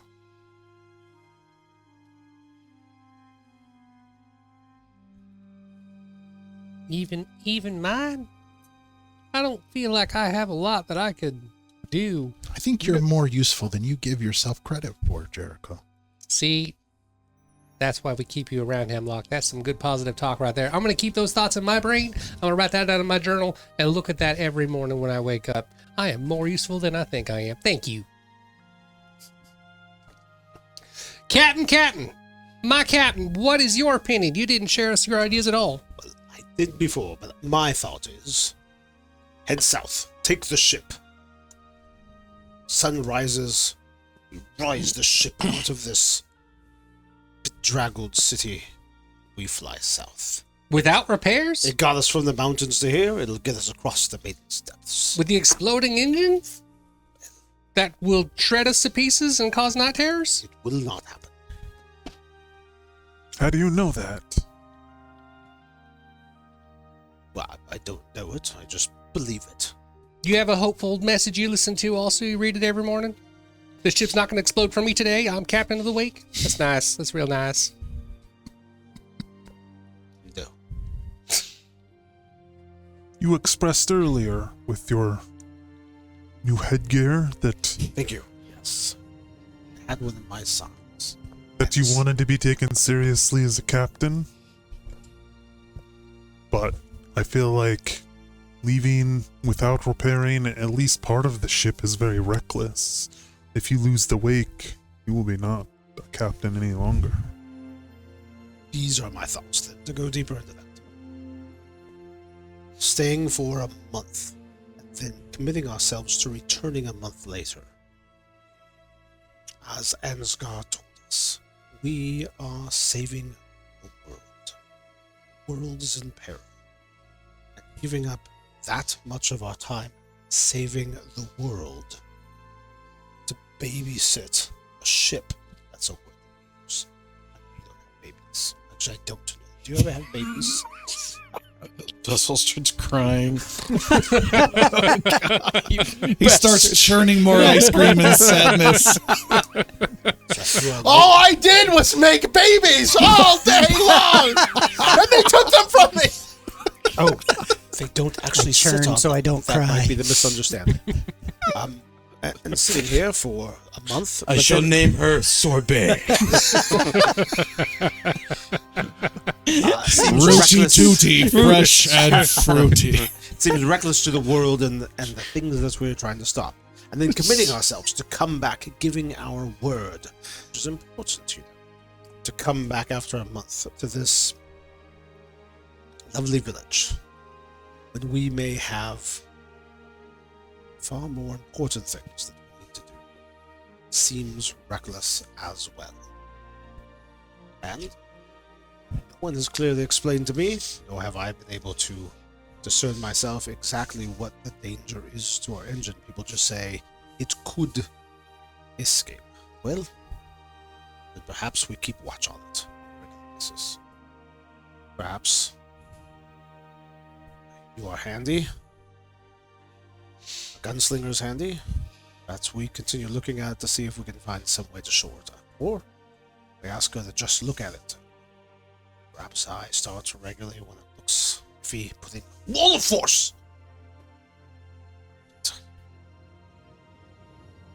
We're saving the world. Not saving a lovely little town. We're not saving the world if we kill ourselves out of recklessness. I don't know if this was supposed to be a vote, as it were, for our different ideas, but if it were, Captain, in all due respect, you are outvoted. As we all want to keep this ship alive and going and strong. And I appreciate that you are heart and soul of keeping the ship going and keeping us strong. And you are a better and better captain every day, which is saying something because you started really bad. But you are now doing a lot better, and it's great to keep us flying. However, it could still explode a lot. And so I think we should get this ship repaired however we do it. And that should be the conversation. So I don't know if this is a vote, but if it is, I think we win. I don't think you should take that from one of your crew. I'm just a cabin boy. Would you want a tomato? I got 2 left. I'm allergic. Where'd you get those tomatoes? Nothing. No, I steal those out of my kitchen? It wasn't stealing so much as I was going to let you know I have an IOU. I wrote on it. I was going to get you a couple more. I just needed to find a place that sold more tomatoes so I could get them back to you. They're very good. Get back up to the crow's nest. Oh, God. Relegated to the crow's nest. Dang it. Go wherever you wish. He sullenly Charlie Browns his way with head down up to the crow's nest. Well, in the interest of bringing this all to a head here, we should fix the engine. Let's do that. Let's fix the engine. Yes. And then see what comes. Let's get For it. 25,000 gold in 3.5 weeks. Let's find out how long it'll take. That's right? an excellent time. It's 95% of the work. Right, probably. The one clasp, Yes. Perhaps it's just a brass doorknob with a lock. a little snap. Uh-huh. It's a child safety lock.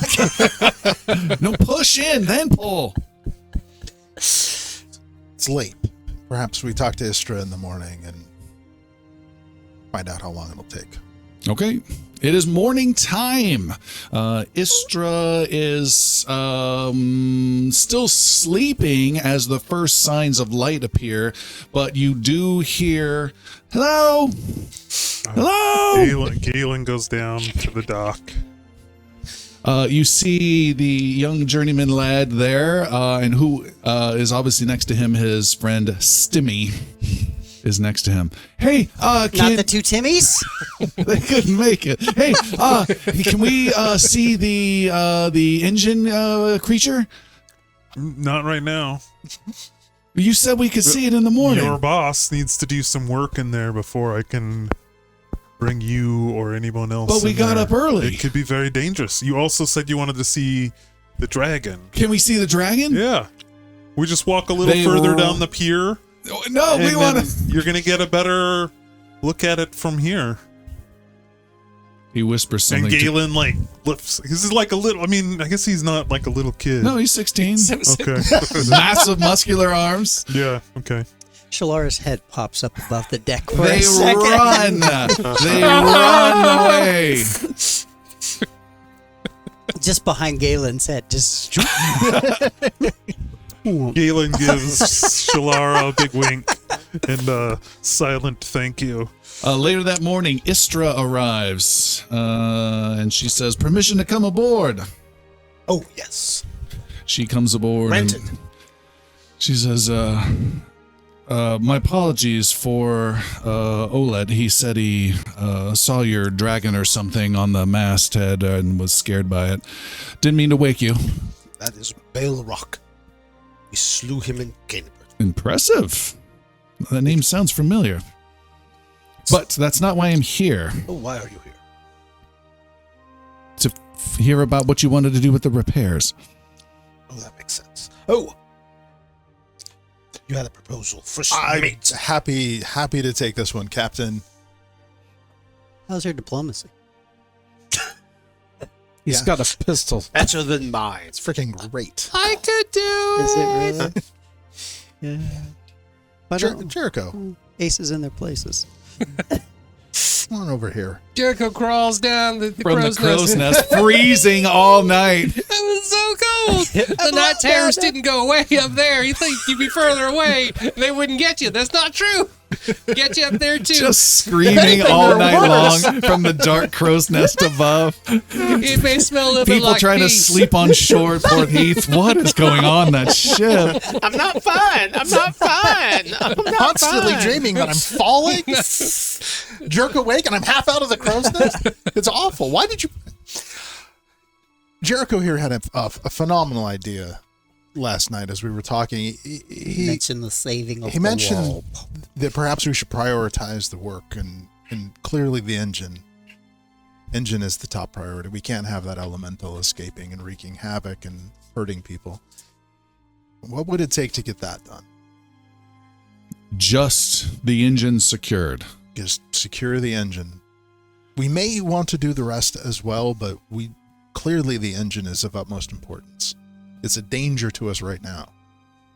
This guy does car repairs. She says, a couple hundred gold and 4 days, I think, could be done. Well, let's start there. Finishing nail in a latch. Yeah. Almost there, guys. Almost got it. 2 more months. Break time. Delays. Between the general Union work, contractor and really. the 3 subcontractors, we finally got it done. She said, then, all right. When can you start work? When can you pay 500? I think you just said 200 a moment ago. 500. Why am I here? Jericho, you heard 200. No, I heard you say 500 for just the engine in 4 days, but that's not what we agreed to. We agreed to help them work for it while we get the ship repaired over the full month so that we could then fly to go Perhaps save the I world. should come back later when you two have ironed this out. Sorry, you need to understand, we aren't just travelers. We're adventurers. We're heroes. Wait, that keeps getting bigger and bigger. Well, if you look at the bow of our ship, that's Bale Rock. We did that. We saved Canterbury from Bale Rock, and that was not the first time. We have actually been through a couple of different places. We ventured through hell, literal hell together to save a town of Tabernary. After that, we went to Shadow Hall and battled an entire sea of undead and other dragons because of that. The reason we keep bouncing around is because we keep being called to different areas to help maintain peace and order. There is a great threat that is coming to Varen. It's been here before, and it is coming back of Share Mordrin. You know that Legion battle that happened years ago? Oh, yes. It's doing it again. Again. We're on a way to stop it from happening. That's why we need our ship repaired, and that's why we need it as fast as possible. If we cannot get it done, if we cannot get it fixed, I fear the entire world will end. All of it. Not just Port Heath, not just Calavier, not just Varan, all of it. It will all go away. And I don't like that. I just made friends again, and I'd like to keep them. So I want you, if you can, to help us fix this wake as fast as possible so that we can go stop Share Mordrin and save the world. Can you help us with that?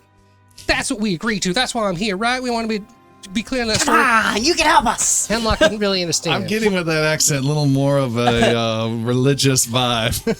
Help me help you through prayer. Help me help you, friend. This is not about my life. This is about your salvation. Your My salvation. jet helps bring the word of God. We are saving the world, I'm getting a bush. Is what I'm getting. Oh, yeah. Dana Carvey's bush Yes. specifically. 1,000 points of life. Now, what you gotta understand? What you gotta understand is, it's not This just ship about floats on hope. 1,000 points of hope. 1,000 points of hope. I know ever since NAFTA was signed, y'all aren't happy with the work that's being done around here. We're going to do something about Wait, that. now you've become Ross Ross Perot. What I'm trying to say is, Oh no. Every single listener under 40 just turned us off. Yes, for good and probably everyone, half of the ones over 40. Yep. All right. Make a diplomacy roll, please. Me too. That was my Ross Perot. +2 as well, I forgot to add. So that would make it a 15 plus 26 for 41. Wait, +2? With the +2, yeah. Okay. She says, those are powerful, if not confusing words. Fair point. Touche. I'll allow it. She says, but what you say, I have heard stories of the slayers of Balrog, and you certainly meet that description. I've been hearing nothing but it all night from Oleg. Then we must get you on your way as fast as possible. I said 4 days. We will work day and night to try and get it under 3, and we will get that engine secure as quickly as we can for 500 gold. At least you have principles. All right, mission accomplished. He says on the bow of the ship. It's not even close to being a couple. Unfurl the banner. Have we a deal? I think that sounds fair. What about the rest of the repairs if we need those later? Because we still need those. The ship isn't in full health by any means.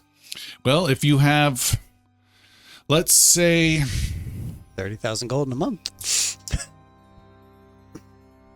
if you put an additional 500 into this, I will start seeking out some assistance, some more professional shipwrights. We can have him here within, say, 2 weeks, and we can really do this right to make the most of your time whenever you return. I can have them remain here for a month at that time. They can work here for a little bit, and then if you arrive within a month, then we get to work with some dedicated shipwrights. That's 500 for the immediate repairs and 500 down to bring in these others. How does that sound? I don't really know. I don't know if that sounds good or bad. I just want to know that we're in a dire emergency strait. We need to keep the ship up and going so that we can go, save the world. You have my answer. I need yours. If I'm understanding what your answer is, in 3 days you'll be able to reinforce the engine area, and then then we will depart, and you'll gather shipwrights, and then with the intent of us returning in time after we have accomplished our next mission. Yes. And repairing our vessel. That is correct. How do you intend to secure the ship? We know there's piracy. You've mentioned the troubles you're having from all directions. How do we know the ship will not? Well, you are going to be here for the next 3 to 4 days during the repairs. But then leaving it with you beyond No, that, we won't. correct? We'll be leaving with the ship and then returning. You with will the ship. leave. I will seek out help. I will Got it. have them back within 2 weeks. That's I will clear. have them stay for 2 months. And if you arrive within, 2 to 6 weeks time frame, I will make sure we are here ready for you. If not, that's 500 gold that you have spent for their time. If so, then we get to work for the remaining amount. And you do not expect the elders back until 2 months from now, is that correct? Correct. May we inquire where the elders have gone to? They've gone up north to Canterbury. May I ask to what end? I do not know, nor did I ask. Perhaps the mayor maybe want to speak to as well. I'm guessing they may have gone to see the Queen. Very good friend of ours, the Queen. Oh. Because we saved Canterbury. That's Bale Rock right there in the front. Diplomacy roll. So, what say you? well, yes, let's go get to work on that, repairing that engine. Okay. 500 gold, yes. Bring the money up to that door there, and I will put some ink to paper, and we will then begin. Done. The new value's 1,000, I believe. I thought that was. Yes. 1,000 for the engine, so 500 for the engine, 500 for the ship. All right, who's paying that? We got one platinum bar to hand has out. paid it. Hemlock has paid it. Of a He's got the platinum money. bar. I thought you said you got the money. Hemlock. All right, it is paid. Oh, I see. She then gets to work with Olet and Zaldor and Hemlock in particular as they get to work on the engine containment. It takes several days, and she comes to the two of you by the third day, wrapping things up early on the third day. And she asks, I need to speak with you, Captain Zaldor and First Mate. Come along, yes. Alone. Ooh. And she takes you up to the deck and says, and then each of you separately, I think, might be the best way to do this. If you wouldn't mind seeing me here on the bow, and then Hemlock, I'll meet you on the stern in just a moment. And she walks over to the bow with Zaldor. Yes. So we have set up physical reinforcements, metal from the dwarves. Very impressive. Olet is just exhausted hammering that all into place, but it is also the incantations with your help that has helped reinforce this. Yes. There is a special edition that I added with your assistance, I think you were aware of as we did it, and that is that there is now no longer an easy way to access and open this containment for the elemental inside. It is now going to be locked with a word that you will choose. That word must be uttered by anyone, and then the lock can then be physically opened, and the elemental can then be let out in whatever horrific reason you might find that necessary. But all my readings say it needs to be necessary. They did not specify why. What I need from you is what that phrase is, and then we will go downstairs and finish the last bit of incantation to put that in. And we need a second one, and that will be done by your first mate. He will then decide his own word, and then it is up to you how you decide to share that or don't share that. I would maintain caution. I don't know your crew or the like, but it would start with the two of you. And then both phrases would be necessary to unlock. Yes. All right, let's head down. Okay. She goes down to the engine area where the containment is now hugely reinforced with crazy dark metal from the dwarves. The rattling that was there is much, much more limited. You can barely hear any rattling whatsoever. And she starts getting out her big book of an old shipwright with drawings of all sorts of crazy cool ships. You see other designs of airships that are within this as well. She goes to one that looks kind of like yours, and then she gets out a quill and starts writing in some words on the metal bars, and then she says, if you would, go ahead and speak your phrase, and she motions to you. Danger, danger, open sesame. And she notes that in the campaign log on her computer here for the rest of time. Log of the wake. All right, and that was lock to the elemental engine containment. Phrase 1 is danger, danger, what? Open sesame. Open sesame.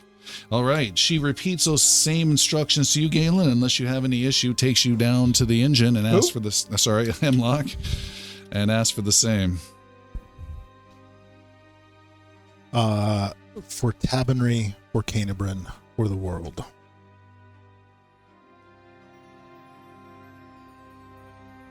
For Tabernary, for Canarin, For the world. for the world. Sorry, that one's already been used in the last 30 days. Can you Just make it password. just add number 1 after the world? She is very well, and she says it is done, the both of you together. It is locked. It is up to you to decide how to share or not that. Your engine is as secure as it has ever been, if not more so. I would recommend we do more with the rigging, more with the rudder. I don't know what quite to do with the compass, but it seems possible. There's some reinforcements to the sails. Still plenty of work that can be done, but you are now secure from any accidental damage with the engine. I would like to add that. I think Zaldor, the first time that he sees that she has this book, that anytime he could, he would be cruising, looking over the shoulder, just trying to see, like, oh yes, we need. All right. And trying to absorb everything he could, look at the other page, see everything. I mean, he's a man of books, he's a learner, and also the captain of the wake, and really feeling that and wanting to get as much out of this book as he could. What is your ship-related skill called? Sailing lore. Sailing lore. So give yourself a +3 bonus just to the next ship repair roll you were ever asked to make, and then you get a +2, and then you get a +1. So 3 different degrading rolls for your next repair-related knowledge. Had plenty of degrading rolls in my life. Get dumber as I go. Alzheimer's is setting in for Zaldor. There are no degrading rolls, just degrading people. I got that. And where will you head next? South. Well, best of luck. South is nothing but danger. That is all that we head towards. Then I do hope you return in good shape with this amazing vessel. Not you. Oh. I didn't name myself. Wait, perhaps would you like a different name? No. Okay. We'll do our best to return in a month's time. What about Gary? Very well. I will have the best shipwrights I can find here as within 2 weeks' time. Do you need any of the materials? Can you do any of the work with the materials while we are sailing? Sadly, no. Then we will keep them. Very How are well. your lightning storms this time of year? By the sounds of it, you'd be heading into it. Xecsa's been pretty bad as of late. Excellent. Yes. Excellent. That is good to hear. We love storms. Oh my. Just what we want. Captain, do you In want our to rickety take us out? airship. Oh, I know you do. Number 1. Engage. Been waiting my whole life to hear that. Hemlock takes the helm and guides the ship into the air and to the south. Okay. Galen, do you need me to help you peel more potatoes? You're really good at peeling potatoes. I want to do Oh, it. how's your skill at peeling potatoes? Not good. Not good at all. I keep You eating want to learn? No. Yes. No. Yes. I do. I No or like yes? learning. I'll follow you. Okay. I like how Jericho punches Ansgar on the shoulder every time he's talking. Like, just, you're there. I was just walking by. Why did he hit me? I picture Jericho back there, like, playing music, and his mage hand is peeling up. That's exactly it. All right, See you if I can guys play faster, make it peel faster. take off in the wake. Yes. Yes, Zaldor at the wheel. With the helm. Plotting our path to the location from the stories that we heard of where Xecsa had gone on that 3-part path of his. Where are you headed? Into Xecsa. Xecsa kingdom is rather large. Yes. Did we have a sense of, from the visions that we had, where the Key. Yeah, where Sher Mordrin was in Xecsa when looking for that room. So it wasn't visions, it was the logs that were inside the fortress. Yes, the iron And fortress. all we had were journal entries And that no specific was locations. went into Xecsa to find the crystal bell. That was called the key? Bell? The bell that found the key? Hold, please. I thought I was mentioned a town Shire called sites? Sathon. Something like that. The town was Zephon? definitely mentioned. Zephon? That's in there. It's there. I'm not saying it is. I'm just saying there was a town mentioned. I think the name. 6 individuals. How many episodes ago was that? A lot of funny items. 12.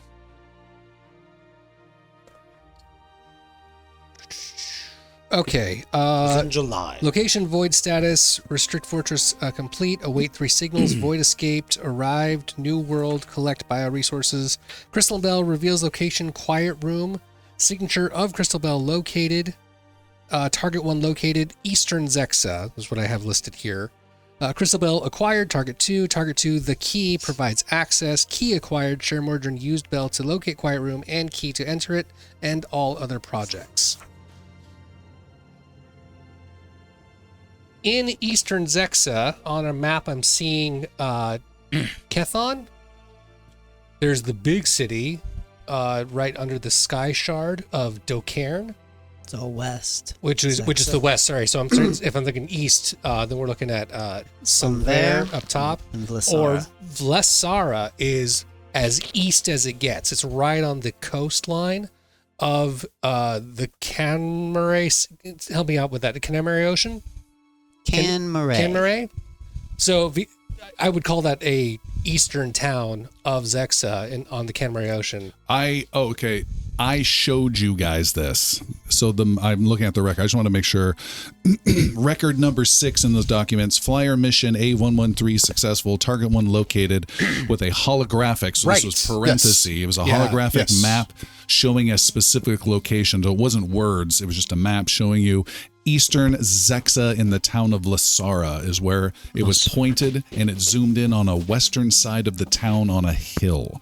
That was not in the message. That was in a visual. Thank you. So the town of Vlissara. Yeah, I normally don't do that, but I think that was lost. Vlissara is on the southeast edge of Xecsa, is that right? Vlissara. Okay, yes. Southeast edge.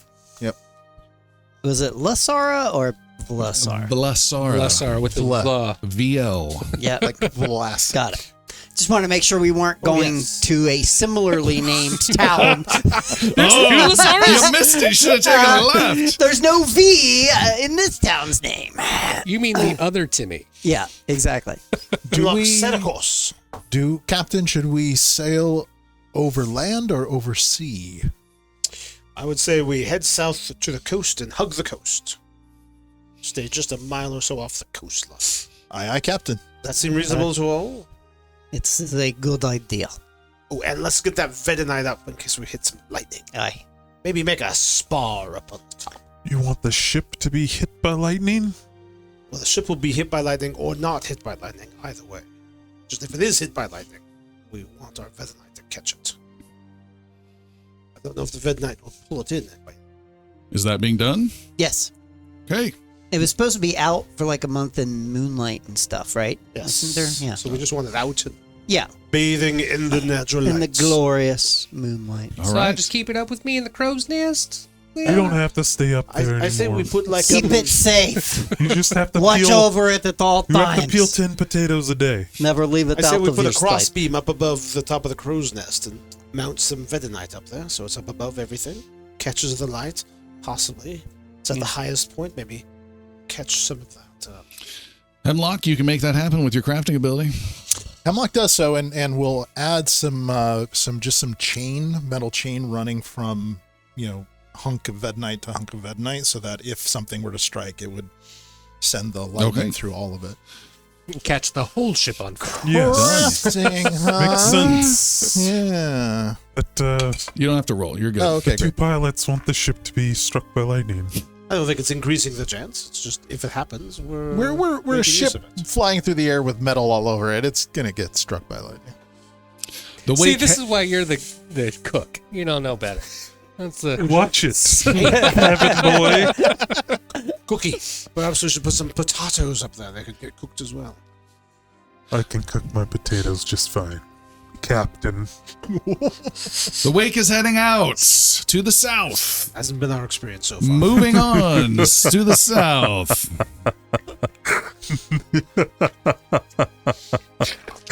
Ooh, we're spicy tonight. Climbing, the wake takes off. Your potatoes suck. Zaldor at the helm. The ship. Eat another potato. I'm gonna kill somebody. The ship flies south over I the. wish we had some tomatoes on this boat. My God. Guys, I gotta get Kill this for a out. tomato. Come on. Over the Maiden's Depths you go. Flying a couple thousand feet up. Clear skies as far as you can see. Going over the dark waters of Maiden's Depth. A very battery low. A very interior sea inside of the continent of Varin there. Making your way south, you know you'll be traveling just a couple days before you reach Xecsa, where you will then hug, I heard, a couple miles out the coast. Making your way to the east is my understanding. Lord Ansgar, you know Xecsa as a place, and so does Zaldor. You both have a connection, one from a knowing the kingdom's society style, more knowing magic. Xecsa being a nasty kingdom of isolation, ruled by a terrible wizard who goes by the name of Xecsa, and it's pretty much been closed off to all others. There's limited trade inside and out on maybe a few border towns, but no one goes in there, no one visits. It's considered very dangerous, and you guys are now flying straight there. 2 questions. Yes. One, and possibly a follow-up.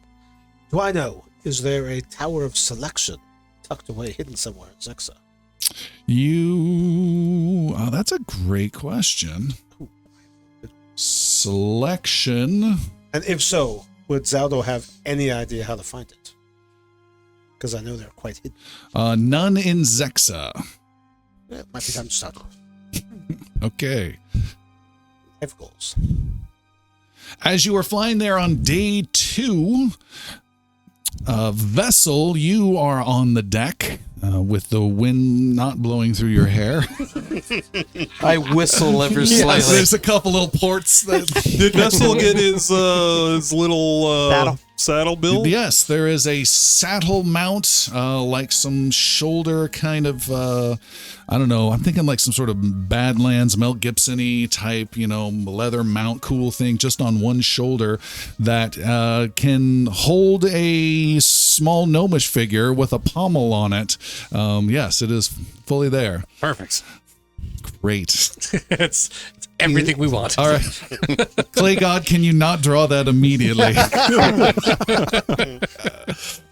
As you are on the deck vessel, you look down at one point on this second day and can see a very dark, very large serpentine shape underneath the water, probably 150 feet in length, just languidly making its way just underneath the surface, occasionally breaching different parts of its body up to create ripples in the water. And you are just glad you are not taking this via water and are flying thousands of feet above. You know how you can tell, Chief? Look into the dorsal of the tail. You travel further south, and after a couple of days, you reach, by your measurements, Zaldor, Xecsa. You see up ahead a wall of nasty storm clouds, dark stormy clouds that have, you think, a little bit of something extra to them. You try and do some detect magic stuff, but it's too far. You can see a little bit of almost little twinkling little white stars in these clouds that makes you think that there's something not entirely natural about them. The clouds extend forever and ever and ever. You then start to head a little more southeast to try and find some land before getting anywhere into these clouds. But you can find no land. Just more and more clouds in a dense, huge, nasty-looking wall. Imagine almost like an Arizona monsoon from the distance, dark and slowly coming closer and closer, but on a larger scale. And this one's not moving. Solid, a wall of dark water. Am I getting the impression that this is like a magical wall this has been put around this? Could be, could not be. All right, let's sail outside it, a mile outside it. All right. Parallel. You go parallel and can see it extends for several miles and go parallel for some distance. You watching the waters, have seen no other craft in the waters whatsoever. You would expect maybe to see some out here, something with fishing or trading or anything. You see nothing. You see no sight of any land or trees or anything. And you've gone several hours in the wake, Captain Zaldor, and it is endless dark thunderstormy clouds. I would like to look at it through our spyglass. Okay. And see if with any of my arcane training I can suss out anything about it. You can suss out nothing much at all other than there's definitely some lightning and thunder. You can hear it from here and can see the flashes of lightning as well. I suggest, well, so the question is, they did say non-magical lightning. It's for the night. This does seem to be non-true. Describe what we're looking at. The storm me if I'm is perhaps not the natural, but the lightning itself seems to be occurring naturally within the storm, and I'm not sure the semantics of the nature of what that means exactly. But my belief is that it would have been the lightning would have had to have been cast from a spell to taint. But should we wait till we get closer to our destination before we risk it, though? By Hemlock's reckoning, do we seem to be traveling roughly still like south? I mean, east southeast along the northern. You're going east now. You believe along the northern edge of Xecsa. Okay. So we haven't seen any breaks to the south yet. Correct. Yeah. What if we go above? It is tens of thousands of feet towering above. You've not taken the ship anywhere near that altitude yet. Okay. I think we should see if there's a break to the south as we pass the eastern edge of Xecsa. So if this does continue, we'll always have a chance to. But perhaps our destination first. it would seem reasonable. Jericho, what do you think? It's so cold up here! Ah! Don't go to the lightning! Lightning. Why are you up there? I thought you were supposed to be peeling potatoes. I'm peeling potatoes up here! That's what Hemlock said! It's so cold! Just young boy. In the hierarchy of a ship, cook is not really much of any higher than the captain. That's true, because he's under me! I'm very, very high! Really noted. You travel east for a full day, following this endless thunderstorm wall of clouds with the white little twinkling little bits of glitter or stars they look like faintly. You also are able to know exactly where it is at night as well, with an interesting visual of just constant lightning strikes off in the distance to the south, showing you where this wall is striking at different times up and down. So you're able to safely stay clear of it. And you, the next day, continue to fly this wall of clouds stretching east to west until it doesn't. And then, as Hemlock had predicted, there is an opening, a huge change to the south, and the whole wall changes shape and seems to be hugging the coastline that would go south in Xecsa. With the same density as it had been all the prior time. Correct. Turn to starboard. The ship turns and you guys fly. You fly for several more hours. The clouds do not abate. You still hear thunder, still see lightning, get buffeted by gentle winds, even from this distance. I'm curious, there's a large inlet, like a bay. Xecsa on the map. Curious if there's the opening where that is. Hugs the land, bends in for that watery opening, or if there is not. Hemlock's also going to be keeping an eye to the east to see if there's any distance at which we spot vessels on the, ships sailing on the sea at any point. Okay. You keep an eye there. You travel for several hours, maybe at this distance, probably most of a day. And Zaldor, you're pretty confident that inlet to the Great Scar should be there, but all you see is more walls of dark, watery clouds. Want you to know, when my wife and I got married, we thought about honeymooning some islands off to the southeast here, but we never got the opportunity. Just Good story. Sorry for the delayed reaction. That was really funny. I just picture just the dead Pangolin. Cool. sorry, was that too soon for you? No. I had a great honeymoon. Wasn't my wife. But It was the marriage that sucked. All right, you continue flying south then. I'm assuming, stop me if you have any changes. It has been now 1 week of flying to the south. 1 week. Following the coast, and then south with now this wall of thunderstorms to the west of you. And now the thunderstorms change, and it appears to be following the course. It seems that these thunderstorms are completely surrounding the kingdom of Xecsa. Huh. That is an amazing bit of arcanum to do such a thing. Should we try to get closer? I mean, we've stayed a mile out. It seems How well is Navigator going to be able to get us to our town? That's what we're looking for. We're going to have to cross the barrier at some point, but we don't know how the ship will react. I think we cross it as close to the city as possible. Aye. Is the wake equipped with like a... Probably not, but like A black dinghy? box? Yeah, you'll need it. Like a dinghy or like a small boat? Negative. I didn't think so. A small flying boat. Yeah. I saw the balloon.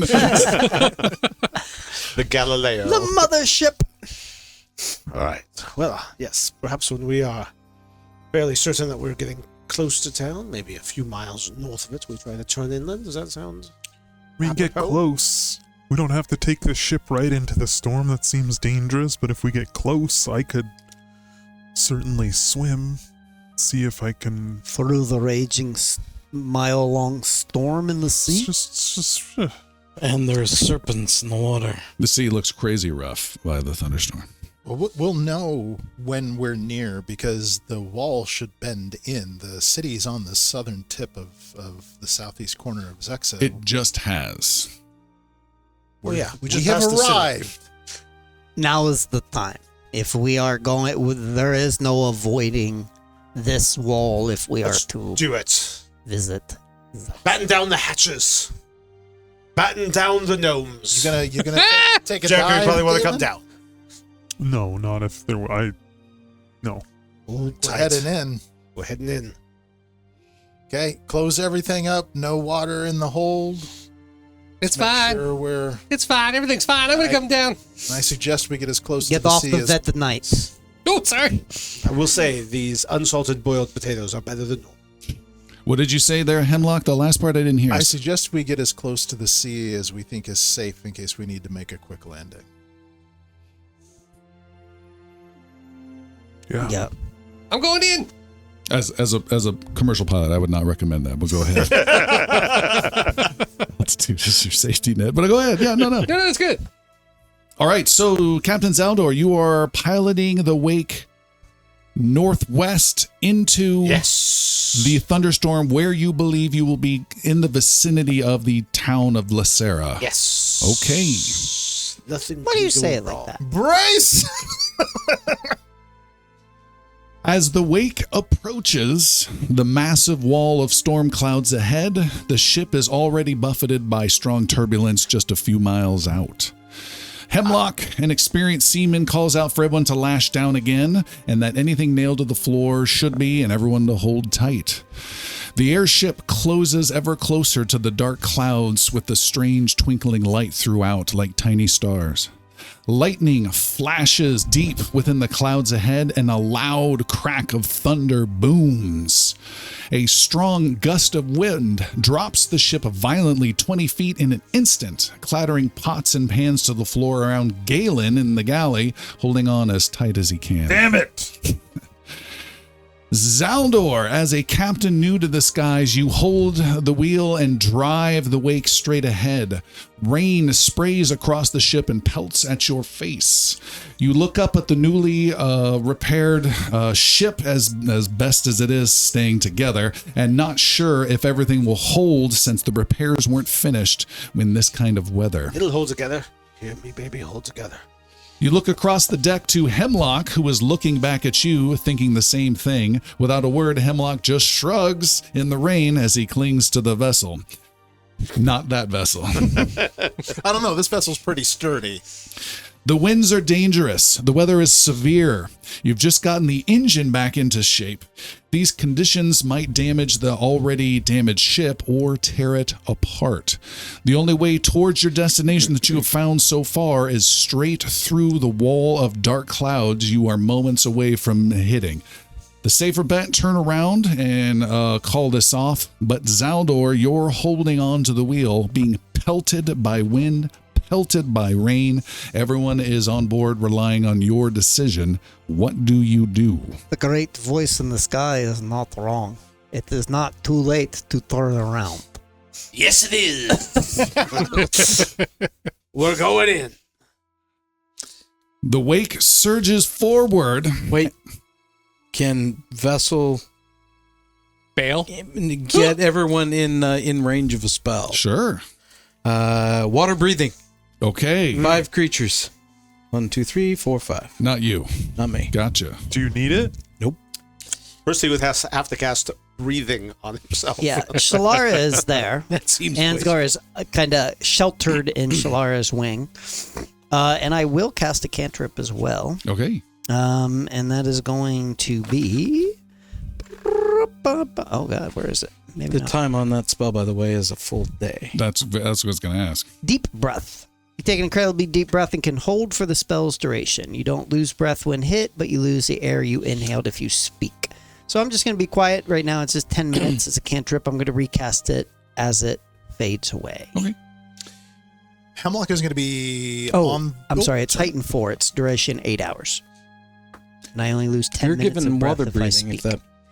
I'll take both. Okay. For now, I don't Hemlock need is to breathe at on all. The rigging. Looking to make quick adjustments if Zaldor needs them. Oh, okay, great. All right, anything else? Yes. Jericho's going to just hug the engine. It's the only comfort he's got right now. And so he's just going to hang What on about to me? his... you're fine. I got a saddle and pommel up there. But right now, I just got to hold this thing and hang on and just cry a little bit inside. I don't want to die. I don't want to die. I don't want to die. It's going to be fine. We're fine. All right. We're fine. Is anyone else up on deck anywhere? Zaldor. Zaldor and Hemlock I have up on deck. Everyone else? Galen would be up on deck as well. Galen is also on deck. Vessel would be up there as well. Okay. As soon as we're getting close to where all the lightning and zapping is going, we're getting fairly close. Zaldor will, having seen all this lightning for days, being prepared, will cast a 4th level resist energy electricity Ooh. on his first mate and himself. Okay. It's 1 spell, 4th level, 2 targets. Fantastic. So resistance 10. That time is now. Speaking of, All right. Resistance! Sippy zap! The wake surges forward and plunges directly into the dark, twinkling clouds. The sky all around you blackens in an instant. The ship is tossed around sickeningly. Thunder rolls like cannon fire from all directions, and the airship's sails snap taut as if some unseen giant hand has seized them. Forks of violet lightning dance across the clouds like arcane calligraphy. A bright flash of lightning strikes the ship and the Vetonite, and the sparkling effect in the clouds flashes momentarily with thousands of tiny silver sparkles that do not belong in this world. Amidst the buffeting of the storm, several of the heroes feel a strange, sickening sensation in their stomach. Something is different. Hemlock, as you hold onto the ship with one hand with silver sparkles flittering across the ship, you slowly reach down and feel the reassuring handle of one of your pistols. The weapon feels familiar and good. Good to be back in your hand. Whatever comes your way, you feel ready. Please return Hemlock's character sheet to Seth. Hemlock looks up, holding onto his pistol, and says what? Stay together, baby. Stay together. Galen, in the chaos of the sparkling storm, you pull out your silver mirror. Your reflection looks different now. Your eyes look familiar once again. The thaumaturge has truly returned. Please return Galen's character sheet to Lauren. Galen, holding onto his mirror, on the deck in the fierce storm, looks up and says, No time for that, you handsome devil. Jericho, you hum a little tune to calm your nerves in the torrential storm, but this time the song is a familiar one from long ago. You clutch onto your horn tightly, glad to feel it in your hands once more. Please return Jericho's character sheet to Alan. Jericho looks up and says, what?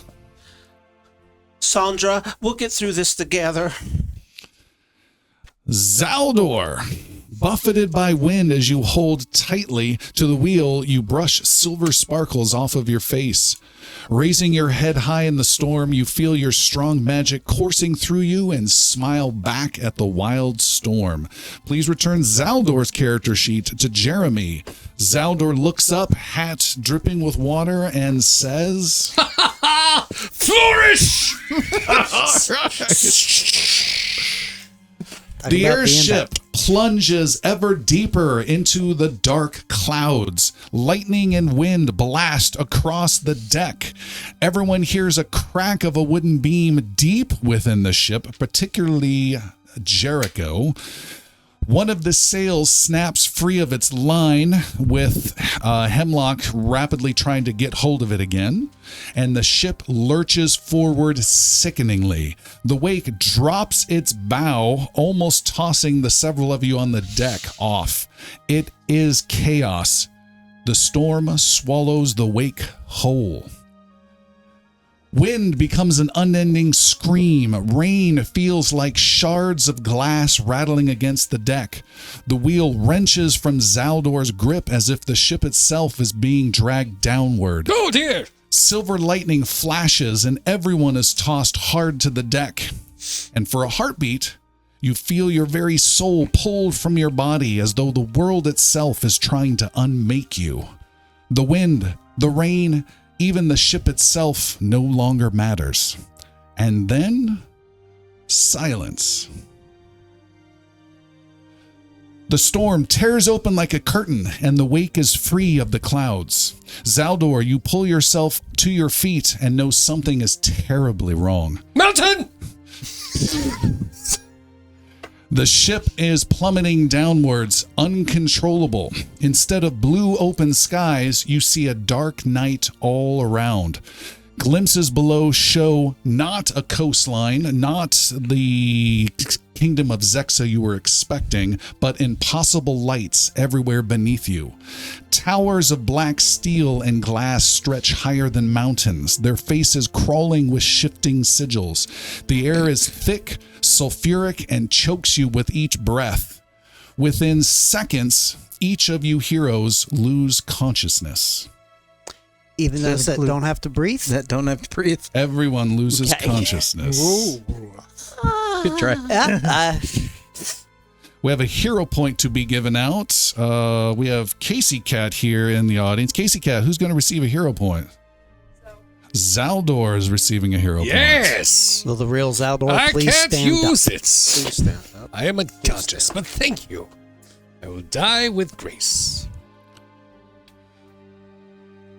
Vessel, you awaken. You have some sort of eyelids, I assume, that open up. Now you just hear the Mac power-up sound. You find yourself on a creaky cot in a flickeringly lit chapel that is made up mostly of corrugated metal.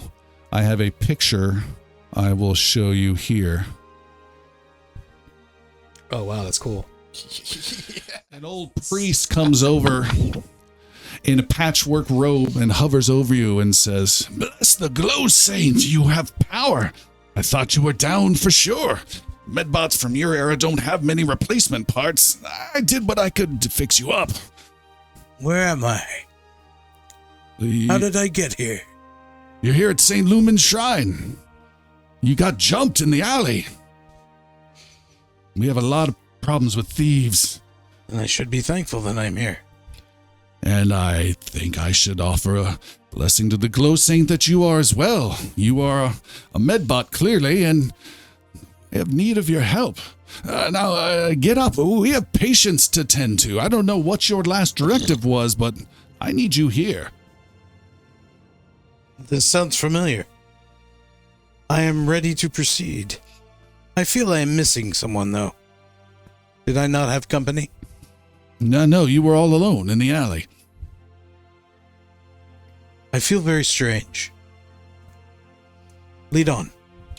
He says, right this way. You, in this cramped chapel that is, again, made up of metal. There's some old neon signs that are there as well.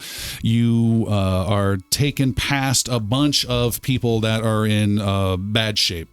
There are coughing children. There are workers who have been burned by malfunctioning machinery. There are some poor-looking people with strange metal bits in place of different parts of their body, limbs, connection bits, that kind of stuff. I've come across something, and I thought perhaps you might be of use. I didn't see any logos upon you. Do you know who you work for? I do not possess any directives such as that. Well, that is good. Yeah. That is very good. Why do I feel like you're about to get exploited? We'll be with you in just a second. Everyone, please wait. More coughing children. He takes you to a small side room. I came across a crate of something quite valuable that can help people here. I'm having trouble accessing it. You have a connection with authorities then, do you? I must have been injured more significantly than I thought. Oh, I do perfect, not recall. perfect. Yes, I came across a crate of high-tech cold healing nanites that will do God's work for sure. I think we could put it to good use, but I can't quite figure this out to unlock it. And he takes you to a huge metal crate that could fit, a small bed in, and it's got this screen on it with a little code. Perhaps you could do something to open this. I've seen it before. I will investigate this item. You investigate the item. You touching it briefly, it immediately says registered and unlocked. I think I have done just what it needed. Splendid. And he says, perhaps you should open it, and he steps back out of the room a little bit. Is there a danger to be concerned about? While he snaps the catch on it and pops it open. I'm sure not, but you would know more than anything. This does not seem familiar to me. You hear a voice calling out from something far away, but just booming down the street and into this church. And the voice says, Saint Lumen watches over the downtrodden, but LuxCor's security watches over everyone else. Protect your block. Sign a corporate protection contract today. You open up the crate, is that correct? That is correct. You open it up, and inside you see exactly what he described. There are things that look like computer memory sticks, but these are healing nanites that are very, very expensive and absolutely had no business being here whatsoever. Take them. There's dozens and dozens of them that'll last for a month or two here for sure. I think I would fill up my stock with such items. Okay. You start to do so. He's like, oh, wonderful. Yes. How do you suggest we triage mode now, please? Does that do anything for you? I understand the reference. Where are the patients? Right here. And he pushes you out towards the front area where there are a bunch of people that start swarming you, asking for help. And you start putting your medical skills to good use. Can you make a medicine roll? Yes. Make two of them. One will be for workers burned by malfunctioning machinery. They had an incident. All right.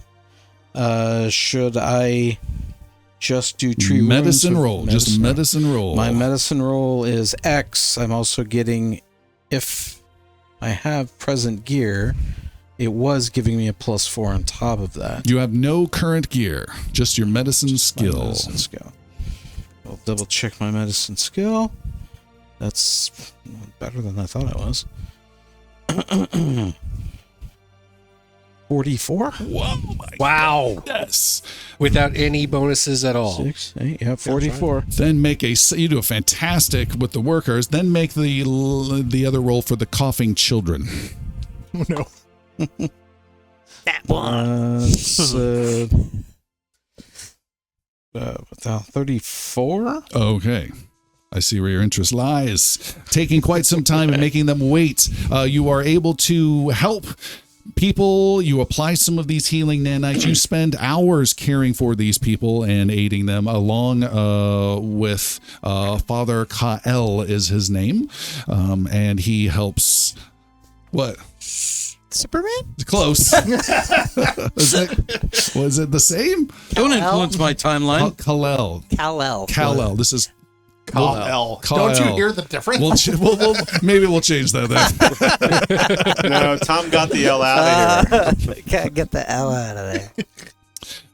You work for hours and hours and hours, and people are grateful. More people are coming in. There's a line outside of this church for people to get in and help you. Amidst the throng of individuals, I'm trying to find familiar faces amongst the crowd. Okay. You look and see no familiar faces for the several hours you're there, but you continue to work until there is a commotion at the door. And as you are there, you see a disturbance of two armed guys coming in. They look like thugs. They have some sort of weapons strapped around their arms that the people are stepping away from. And Father Ka is there, and he's saying, "No, there's no trouble. Everything's fine." And he's trying to keep them out of the place. The first of the thugs hammers him in the face with his weapon, dropping Father to the ground with a bloody nose. I need to step in there. There's no need for this. This is a place for the sick. I am a qualified medbutt. The thug says, "Yeah, well, we're here to collect. You haven't paid in a long time, and we're going to take whatever we need." And they start looking around and start tossing the place and kicking people out of the way. Half the people flee, the other half are scared and still need help. And they start turning the place over, slowly making their way closer and closer to the back room with the crate. Do my spells function? What spell would you like to cast? Zealous Conviction. Great. Absolutely none of your spells work in any way whatsoever. That's good.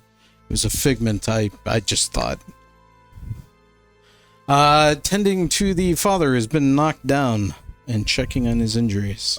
He says, I'm fine. Just, I don't know what to do. You have no security here. They're the security. No, don't go in there. And he goes and gets in the way of them again.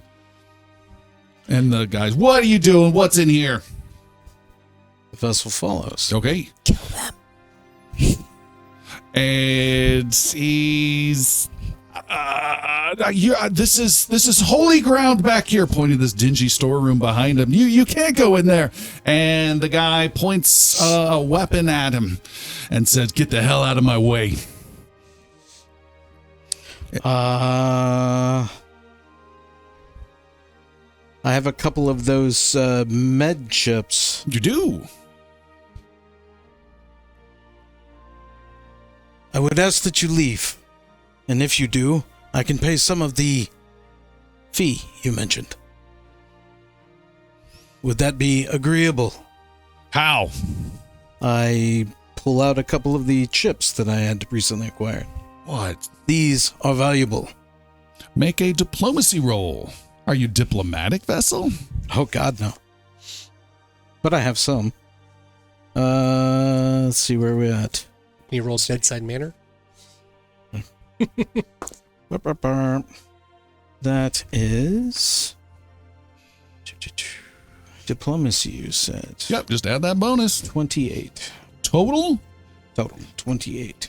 He 15 roll, 13 bucks. He reluctantly grabs it and then pushes away past you. As he does so, there is a large roar of a cargo hauler racing above, trailing smoke, where inside Galen, you are inside this cargo hauler, racing above the city streets. You are inside. It's kind of like an Amazon truck, but it flies through the air. It has an opening between you and the driver. You have woken up on the floor surrounded by several tall vertical crates, maybe 6 of them. The back door is not closed and seems to be locked in an open position. You are a couple hundred feet above the cityscape with several vehicles in chase right now. You see that the crates say property of Xecsa security is what they say on the sides of them.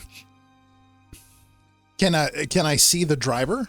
You can see the driver. Oh, and then this is your view outside the back. Oh, yeah. Yeah. What? Is there something separating me from the driver? Is it like glass Just or not glass, just an opening right there. Hey! Who are you? Who are you? Who are you? I'm Trevin. Who the hell are you? I'm Galen. What are you doing back there? Did you kidnap me? No, I got these things. What? Where am I? One of the crates opens up and out stumbles a robot. What the hell is that thing? It is white. It looks like the iRobot clear guy, but more deformed and not fully quite functional. And it steps out and gently reaches out one hand with an eye looking in the wrong direction. I reach for my sword. Do I have it? You have no sword. Shit! Whoa! This is whoa! What? Do you have a name? There is a burst of bullets coming from a vehicle giving chase. At this point, I have to ask, does Galen know what bullets are? No. Been hanging out with a gunslinger. Yeah. But much faster. Oh, shit! Duck! Galen hits the floor and tries to roll behind the robot. You are able to. It bursts the open and damages one of the crates that then opens up and drops another robot who is damaged by the bullets and drops to its knees. There's about 6 of them, so 2 have opened up with robots. Why are they trying to kill you? He said, because I stole these. What? What? You need to lose these people fast. I'm trying, and he zips left, he zips right, and the 2 security vehicles are close on the tail, and they are shooting at you again. Galen's gonna kick one of the robots out the door at the following vehicle to try to smash into it. Okay, make a sword attack roll for your overall military competence. Oh boy. What do we got there? All right, that is a... And there's multiple robots, so you can do a multiple attack penalty if you want. Sweet. Let's go. How about a 35? 35 is pretty slick. Wait. Sorry. 14, 24, 34, 39. Okay. That is great. Keep going until he says yes. Yes. You kick one of the robots out. It goes flying out and smashes into the windshield of one of the vehicles and send it immediately spiraling down into the innocent city streets below with a boom. Well, that seemed to work. Let's do it again. Yeah, says Trevin up front. 35? 35, you kick another second robot. No, please. As you kick it out. I'm so sorry. I didn't realize you were sentient. I decline. It goes flying backwards. You damage that vehicle, but you don't destroy that one. And they are going to shoot back again in your general direction. Oh, and they do not succeed in any way. Bullets are just hanging off the sides of the walls of your little vehicle. I am as you opening go. boxes of robots as fast as I possibly can. Okay, you are frantic open. As you do, you open one, you get an advertisement that flashes on the packaging, and it says, "Fly past the traffic and your competition. The new Skyblade 9 hoverbike, zero grav stabilizers, bulletproof frame, and the legal right to ignore red lights." And you get more robots out. Trevin says, "Keep doing it, and then hold on," and he dives down super hard. I heard fly and bike. Is there a bike sitting in front of me? You open up the crate. There is a new Skyblade 9 hover bike inside it. I'm just gonna start punching buttons and see what happens. Okay, it looks like you're going to need to roll a die and get a prime number. Roll a four-sided die. Roll a four-sided die. 50-50. Well, yes. Sure. Yeah. I said what I said. Damn it. So 50-50. One or a three will get you. 50. Don't roll a two or a four. Weirdly enough, it's always Oh, 50-50 two is no matter prime. what Two die is you roll. prime. Yeah. Is it really? Yeah. No. Divisible only by one in itself. So 75% chance. Just don't roll 4. And a 20-sided die, there are 10 even three. numbers. That's a prime number. That's I roll a it. 3. That's it. You press some buttons, and the hover bike comes out of the crate, flies off and out the back, and then hovers in space for a bit as your vehicle moves away from it. I will be leaping onto that bike. Leaping. Make an acrobatics leaping roll. Oh, Lord have mercy. This has never worked out well. Oh. Falling with style. Natural 20. Oh! Yay! How would you Great like to timing. describe that whole moment with another vehicle coming in chase? Oh, for sure. So Galen's running towards the back of this cargo hauler that's speeding forward, and you get that sense that you're just not moving, right? And at the last moment, you leap out. You feel like you're not going to make it, and then just barely gets a foothold on the back of the bike, falls forward, hits the whatever the accelerator button on the handle is, and just rockets away. Awesome. As you do so, you rocket away. You almost slam into the holographic sign of a nightclub that flares in red as you race off into the darkness of the city. Jericho, in that nightclub, your cool is head that? pounds with bass as you wake up. Boom, boom, boom, boom, boom. You find yourself laying on the ground backstage in a massive underground nightclub. There are several exotic-looking dancers, ladies clad in revealing clothing and revealing cybernetic gear to enhance themselves in all sorts of manners. You see there's a cook who's cursing not too far away, storming into this room, storming back into the kitchen. The walls are pulsing even in this back area with holographic graffiti, and everyone just doesn't pay you any attention whatsoever. I've died and gone to heaven.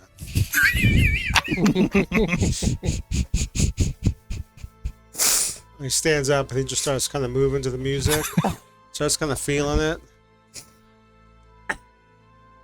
Is there a song that's going with this? It all sounds the same. Just EDM just going on. He's gonna go up over to the ladies that are over there.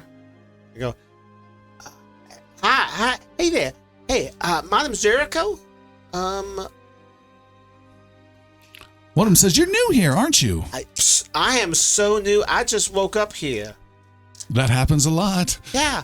I honestly have no clue whatsoever where I am right The now. door is kicked open, and you see a hulking, cyber-muscled brute standing in there with an expensive suit that is way too small for him. Galen? He storms inside, looks around, points a big finger, and says, "You!" at Jericho. You? He comes over and slaps your finger out of his face. Well, more like his thigh, but sure. The dawn's almost here, and he expects a good time. He usually chases fast car and fast women, but for his 40th birthday tonight, He chased you. he wants some damn good music, so you better make it good. And he reaches over and grabs a glittering electric guitar and thrusts it into your hands. All right. And put on this lipstick. Does he have any particular style preferences? I don't know. Like And- Ren Fair? I do Ren Fair really well. Green sleeves? Make it work. The lady you were talking to says, over here, and she pushes you out towards a side door. Okay, I go where the lady pushes me. All right. She pushes you out towards the stage. You find yourself on a stage in the nightclub proper. You are blinded by huge spotlights, lights you have always dreamed of. Now they're on you. There is a crowd of maybe 40 people that are slowly swaying to the generic beat of the bass music, waiting for things to really kick in, waving their little augmented limbs and lights in their little mini rave. And you are out on the stage. You see there is an androidish band member who is there, who is standing next to, or sitting next to, an electric piano and a drum, playing one with each hand, and he's kind of getting ready. And he motions for you to come on over. All right, I come on over. Hi, my name is Jericho. He says, yeah, you're late. You're very late. You're very, very late. I was asleep on the floor. And he motions up towards a little balcony area, and he says, "That's the big boss." You see a very portly guy. I'm imagining, what's his name from Daredevil? The big round Kingpin, that kind of big triangular shaped body. Fisk. I'll wave. Who looks down at you with some floozies on each arm and some big thugs behind him. He sits down and orders something and looks grumpy down at the stage. I believe you are on. We need to play, and we better not screw it up. All right, what are we playing?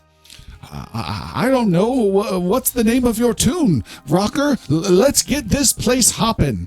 Okay, let's play. Let's get this place hopping. All right. And he starts beating out a generic little beat to his drum and playing some basic 1-4-5 chord progression.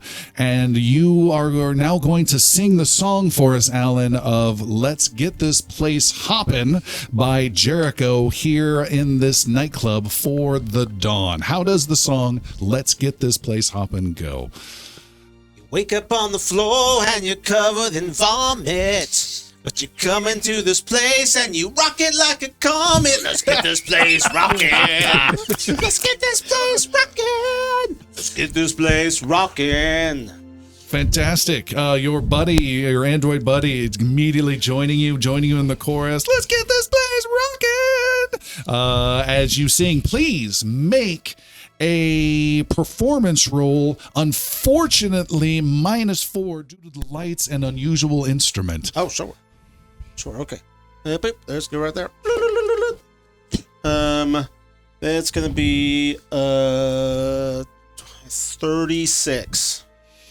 36. Okay, you play the song and it's not too bad at all. You see the Don is kind of tapping his feet, paying you a little bit of attention, chatting to some of the ladies next to him, and they need to hear another song that's going to be recommended by Derek. Derek, what's the name of the next song? We have Derek on mic, I believe, this time around. Derek, I wish you could have all seen him just lower his head, grab the bridge of his nose. Derek, like I just had to sing, and he's like, I have to say the name. What's the name? I want of Derek the next to song? sing with me now. What's the name of the next song? As Jericho's like going through some little digital list on the piano to select it. What's the one that he finds? Derek is the Don making the request.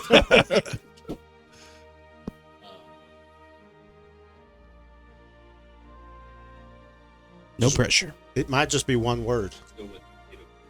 Potato Criticism. It sounds like a band name. Is the name of this song, and as you and the This is near and dear to my heart. Something special. and Alan, as you and the android are preparing to sing this, there's a mandatory ad break that happens in the middle of this performance that says, "Say goodbye to aging. And hello to debt. Eterniskin BioWrap regenerates your flesh every 48 hours. You'll never die until you miss a payment." And you proceed to sing. What was the name of this song? Potato Criticism. Potato Criticism. You may sing that with a -4 on your roll and just make the roll, or you can actually sing it out loud and get rid of the -4. The choice is yours. Oh, sure. Sometimes your love gets boiled. Sometimes your love gets mashed. Sometimes your love is just peeled away. Sometimes your love is just crashed. Don't criticize my love. Don't criticize my love. That's kind of how it goes. All right, fantastic. Nice. Make a performance roll, no negative modifier. All right. Actually, even give you a +1. Okay. I'm going to use a hero point because I got a lot of them. Birthday hero point. Got to use it for something. I rolled a 9. I figure I can roll higher on a 9. Oh, yeah, that's a 15 on the die. Ooh. +1 gets to a 16. To that, I add 28, which I believe becomes a 44. What the heck? Amazing. The Dawn.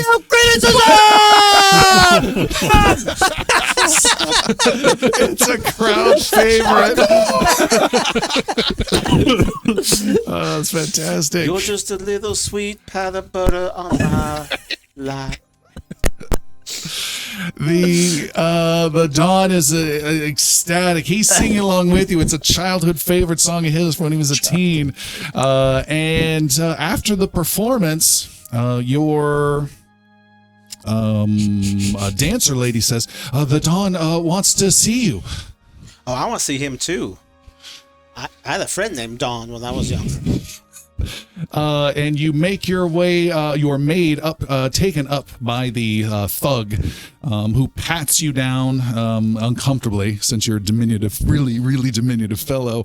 He's not quite sure what the hell's going on there. And Never seen a little person before. no. And you were taken up to the little seating area in the balcony.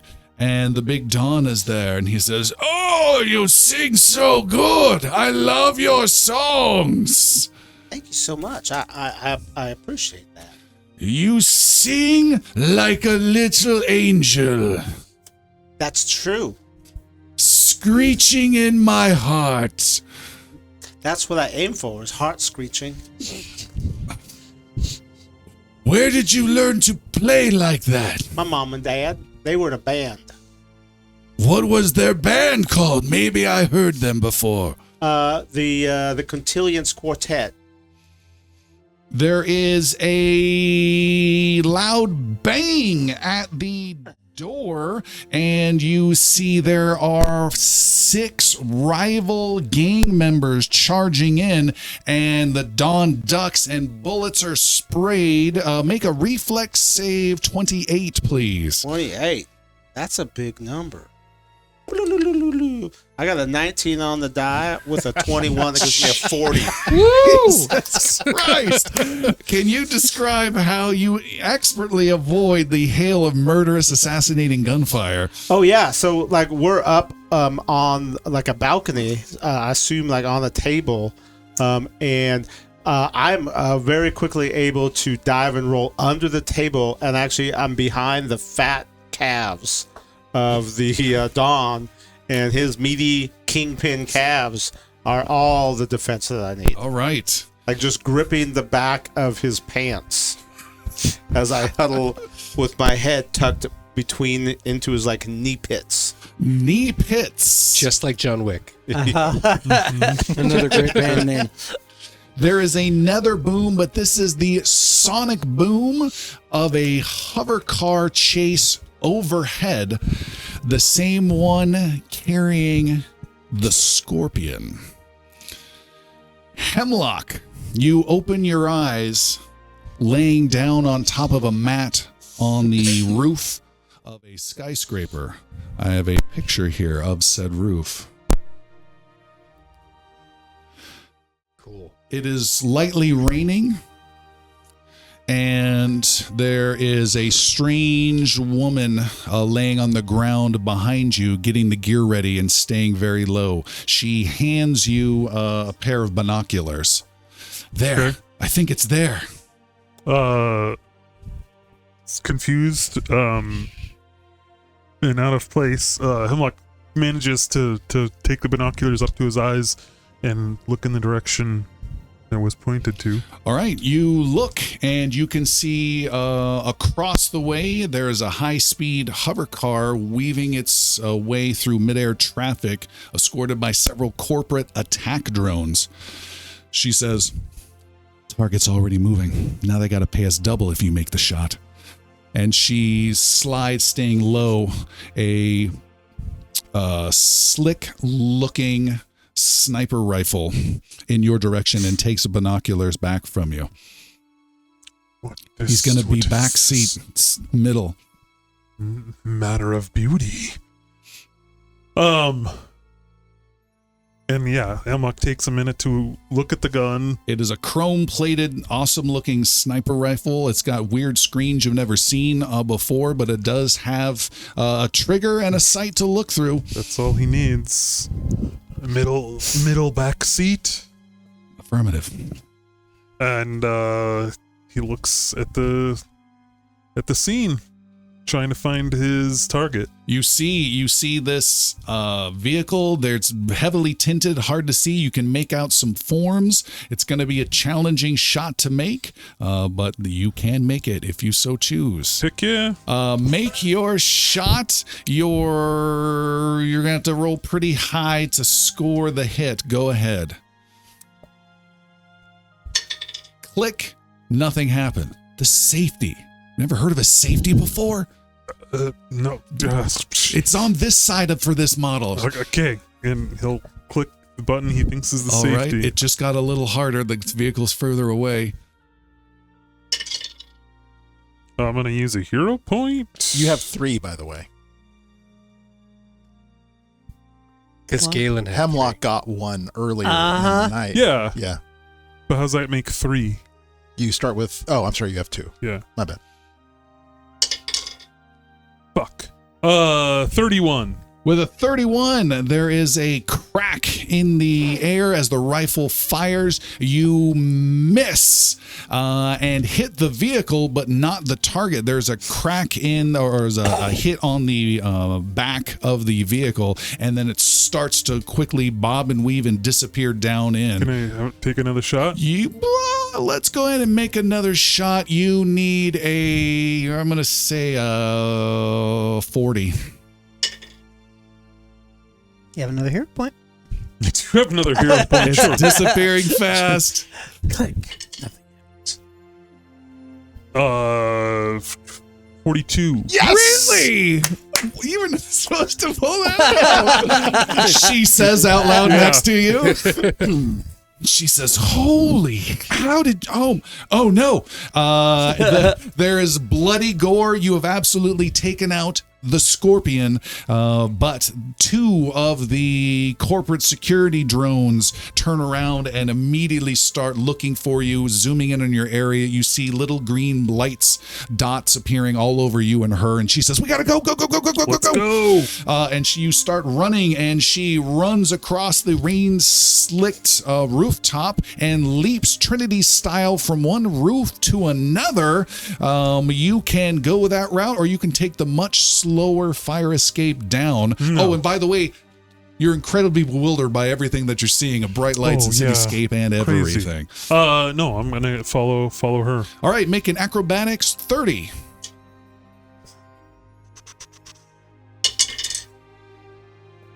37. I don't even wait for you. I just look at Chris's facial expression. Yeah, He'll I'll give it roll to his you. eyes. That means a hero point needs to come, or whatever it is. Great. You leap over. You land safely on the other side as the corporate drones are trying to find where you were at. You try to quickly find some cover, as she does as well. She points towards a stairwell to get inside, and as you bust down into the stairwell, into this building, trying to hide, our view shows that you leapt over an auction plaza in the alleyway underneath you, with sparks showering over glass cages, where our summoner wakes up. What is going on? Ansgar, He's still a dwarf. he is still a dwarf. And there's a shot. What kind of question is that? Of course I'm still a dwarf. You wake up inside a glass containment pod with several holes in it, set up for animals of some kind, but you're inside of it. What's going on? Wrap it up, buzzball. He's no longer a dwarf. He's like, made it. Made it. Your containment pod is lined up with others in a neon lit auction in a large alley. This is definitely not a legal auction by far. Heavy rain begins to fall, splattering on your glass lid, some water coming in through the holes. You see some sketchy looking robotic guards of low quality rusting in the rain, kind of just looking and monitoring it, with a crowd of shadowy bidders moving from area to area. There are weapons, there are people, there are strange animals, there are boxes of strange goods, with the bidders all speaking in some rapid fire corporate slang that you do not understand. Maybe real cursory, realizing I'm in a bad situation and I don't want to draw too much attention to myself, trying to figure out, like, how secure is my current prison? You would say, do you have crafting? If only. You have no idea. You push. I have warfare lore. It's Planar Rift. moderately secure. Not tight. You think if there's heavy violence dealt to it, it would break apart at the hinges. I reach out to the void and intend to summon Shalara. Okay. You reach out. As you do so, there is a large screen that is set on one of these buildings where a news announcement is played. In financial news, Candlelight Media is now reporting the possible hostile takeover of Xecsa Technologies. No comment was given by company executives when questioned about this merger at Xecsa's headquarters here in New Xecsa. You click your fingers and no Shalara. Yeah. Am I in this cell with anybody else? No, this is a small, I would say 4x4x4 plexiglass style box with holes in it. Okay. You do see a guy checking on some of the other boxes that have some people and other living things that he's selling. He comes over to you and says, "Oh, all right, let's run! I hurt so bad! Make it stop! Help! Oh, God!" He comes over and says, It won't go away. "What the hell is this?" I'm curled over in a ball. Ah! He comes over quickly. You see he has a plastic sign that he's quickly scribbled in some watertight marker. Unregistered corporate drone runner, high risk, high reward, bid now. He slaps that on the side with some sticky tape, and he said, "What is going on?" Oh God, it hurts so bad. He motions, and one of the creaky, thin, way outdated security bots tromps over, and he says, Please make it stop. says, "Go ahead and let's open it up. I can't lose this one." And the bot comes over and punches its fist into a little slot that unlocks the top, and your cellar opens it up and flings open the top and says, "All right, where's the pay?" I feel great. What the hell are you doing And then I now? will charge straight through them Okay. and out. You march the mines. Yes. Take 'em out. What's that? March the mines. I don't think this is going to work in this Oh. instance. Make a melee attack or an athletics roll, your I'll choice. take athletics. Okay. 16 plus 13, so 29. With a 29, you knock him out of the way. The security bot reaches out and grabs onto you with a rusty metal hand and has you by your hair. Okay. What would you like to do now? I would like to grab that bot and flip it over my head. Oh my God. Make an athletics roll. I'm going to use a hero point because that was an 8. I'm sure I can do better than an 8. I believe in you. Oh, that fell in there. That didn't work. 18 total. Total of 18. With a total of 18, you just I feel bad again. It really hurts. You're pulling on this. You're trying that trick again. Fool me once. Pulling me back. It hurts my hair. I'm very sensitive. I just want to remind people that one of the lovely things about tabletop role-playing games is the 46s are fun, and the natural 2s are fun as well. I'm attempting my best to get out. Okay. In whatever means necessary, up to and including scalping myself, I suppose. All right. Well, before that happens, you are going to be punched successfully for 30 points of bludgeoning. Boom, boom, boom. It punches you in your kidneys repeatedly. You may now try to do something again. What is your turn here? What would you like to do? You see, by the way, some folks trying to dress down their corporate suits as they're making some bids. We're coming over specifically to your area, and they're stopping. And your seller's going, wait, hold on. Everything's under control. Is there any human within arm's reach of me? Yes. I will grab one and throw it at the robot that is holding on to me. You grab one of these corporate shills. Make a throwing person athletics roll, please. These haven't failed you yet. Natural 20. Oh! That's the Ansgar we know and love. I have lost control of the story. Please proceed, sir.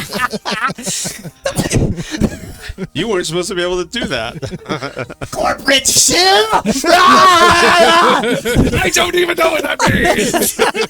I just know it's bad. And what happens with I will basically spin him around. He hits the robot, knocking him and the robot over.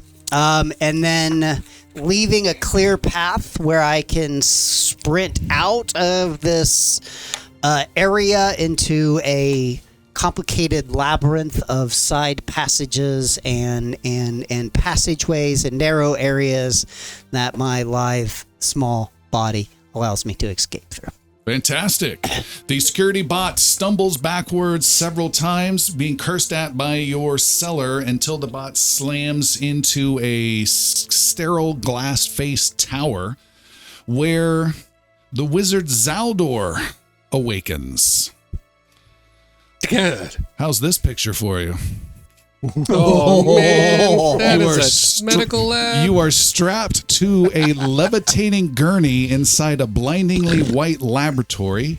Glass tubes line the walls, each holding strange glowing liquids and twitching cybernetic little creatures.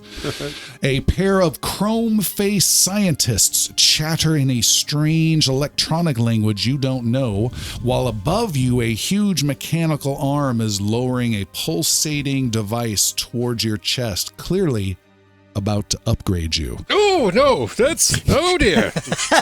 Yes. You get this, and I got half-naked showgirl. Want to switch characters now?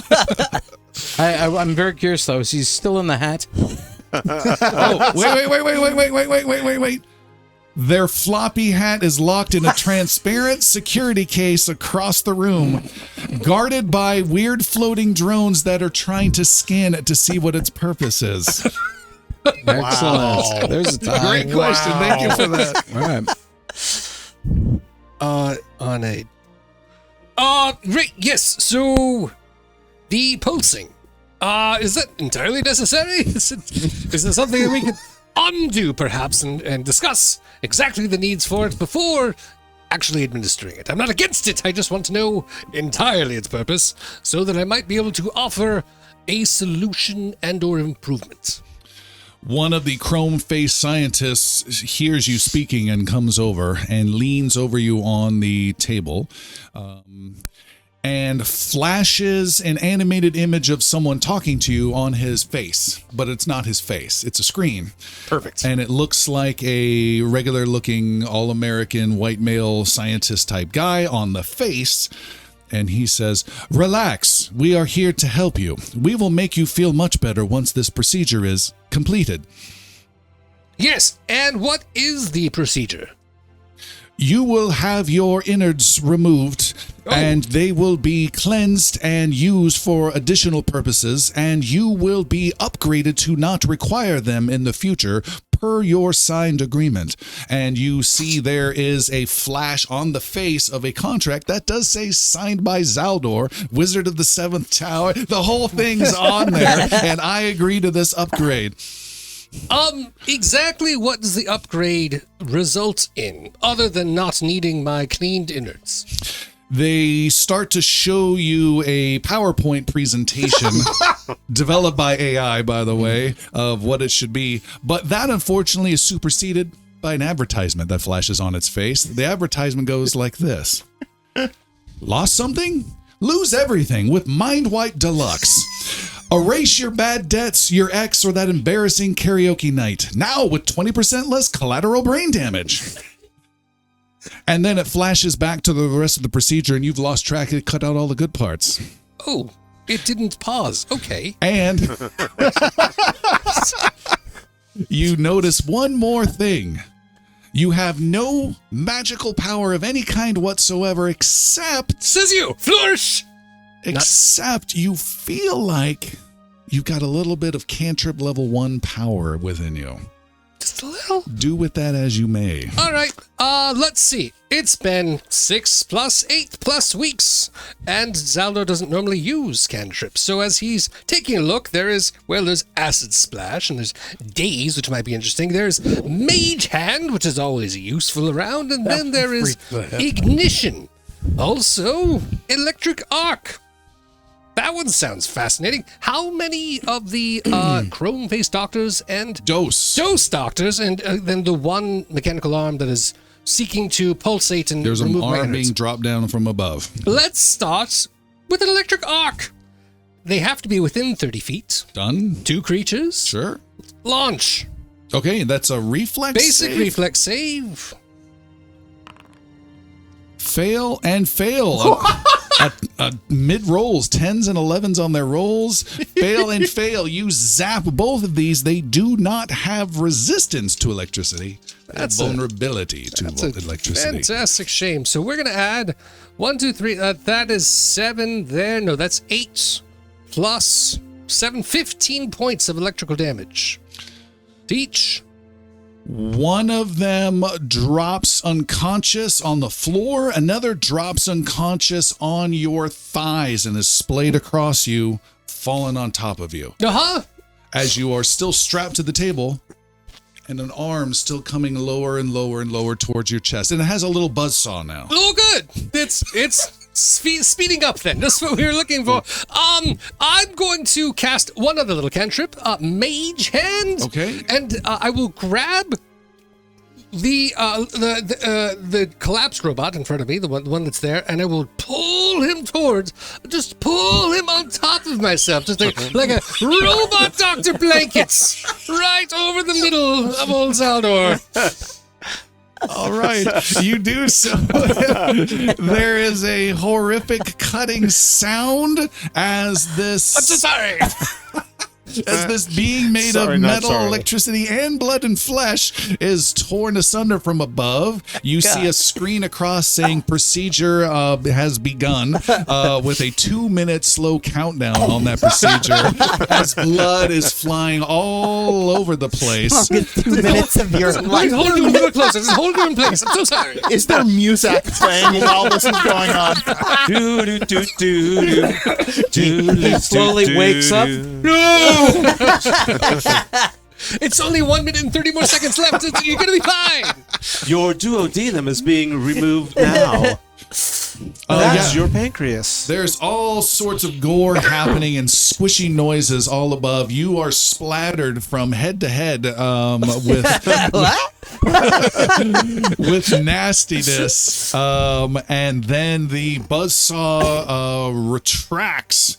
Another hand comes lower down, and it's 2 different hands to start to pull apart the chest area. Yeah. And you hear all sorts of weird, nasty, I don't know, Thanksgiving cooking kind of sounds, and it starts tearing. There's breaking sounds. Nearly done. You're doing wonderful. This is the best I've ever seen. I'm so sorry. And then a third arm comes down from the ceiling like the claw from an arcade machine and grabs onto a bunch of things of viscera and lifts it out. Unfortunately, this is not the right setup, so it is loose like the claw machine. And as it moves over to the tray to deposit it, which is by your head on the other side of the table, some of it drops and slathers all across you. And you are covered with more gore. And then the hand retracts. The other 2 hands let go and retract. The body slowly slides off to you, slaps wetly on the floor, and all is quiet. You're still I have stuck 2 on words the to say to table. you. Half-naked showgirls. Flourish.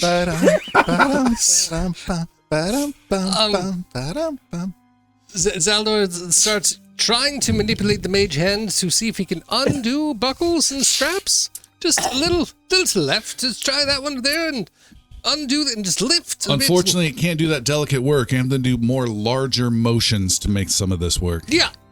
All right, how would Ansgar do this? Help! I'm so it hurts. It hurts so bad. It's anyone.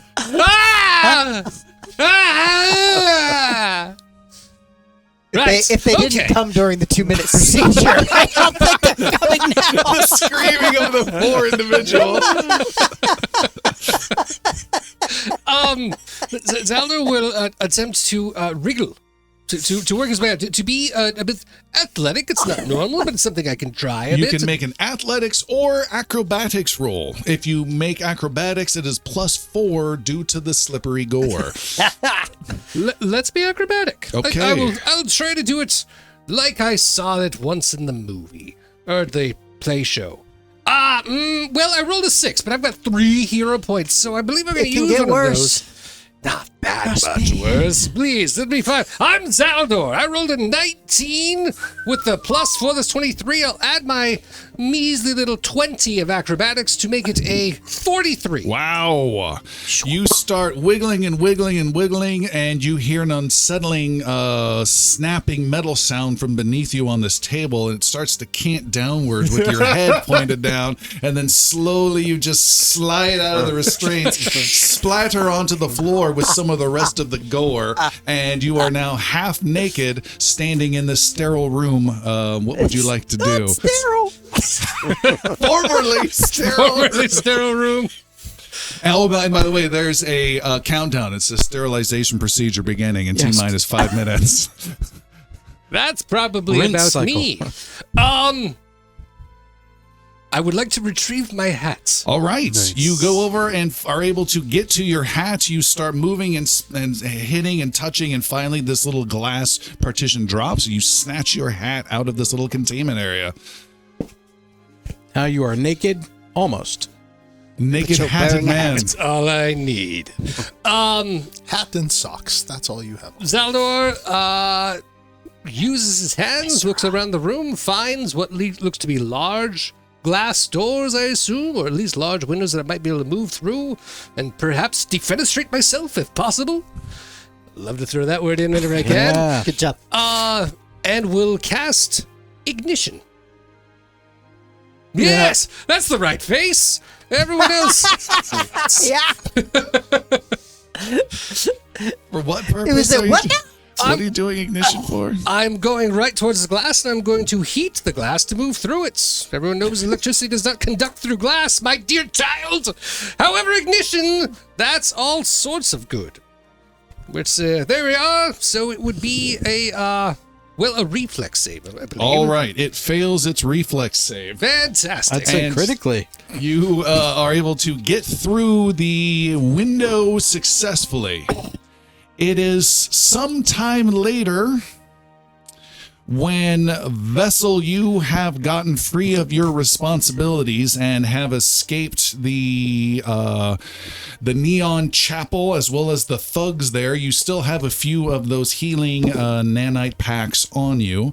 You've also escaped the collection squad and find yourself in a large but relatively deserted four-way intersection where you are surprised to see a barely in control slamming into the side of a building hover bike with Galen on top of it, right next to you, looking a little worse from the wear, where you you also see running around with a grin on his head and a bright electric blue guitar in hand is Jericho running across this intersection. A grin on your head. It's always on my head. Oh, okay. I can't grin other places. Just not trying wait, hard watch now. this. He's gonna pull up his shirt and grab edges of his belly button and just pull the corners up. Look, my belly button can grin. And you see a door open to one of these buildings, and out comes Hemlock with a slick chrome-plated sniper rifle in hand. The woman who says, we'll meet up later, and she splits off, looking up to the sky. And Hemlock, you see the rest of your friends here. And not last, we have Ansgar arriving in this intersection as well, missing a little bit of tufts of hair from the top of his head. The corporate shills are after me. He's just spouting whatever he hears. And then, as you guys all start to connect and see what's going on, the most horrific sight walking down the street to this intersection, a half-naked elderly man wearing a hat and barely anything else, covered head to toe in horrific gore and blood, joins the rest of the group. Good. You're all here. So, Is that all? Is that yours? I don't think so.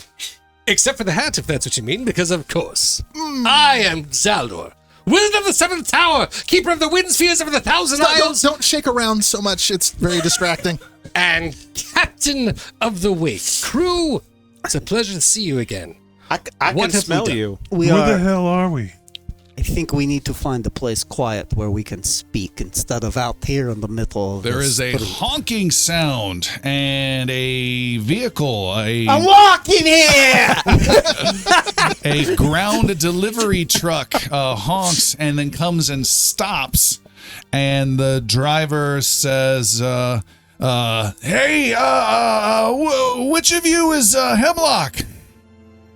Me? You're making friends really quickly. He says, I've got a delivery for you and some of your friends, he says. And he goes over and opens up the back of the truck, and we will stop there for tonight. Thank you so much for joining us on this interesting adventure. We will have quite an interesting after show to get into, I am sure. If you want to join us for that, drop by patreon.com/ingloriousbards, and we will see you all next time. Bye, everyone. Wow. See ya.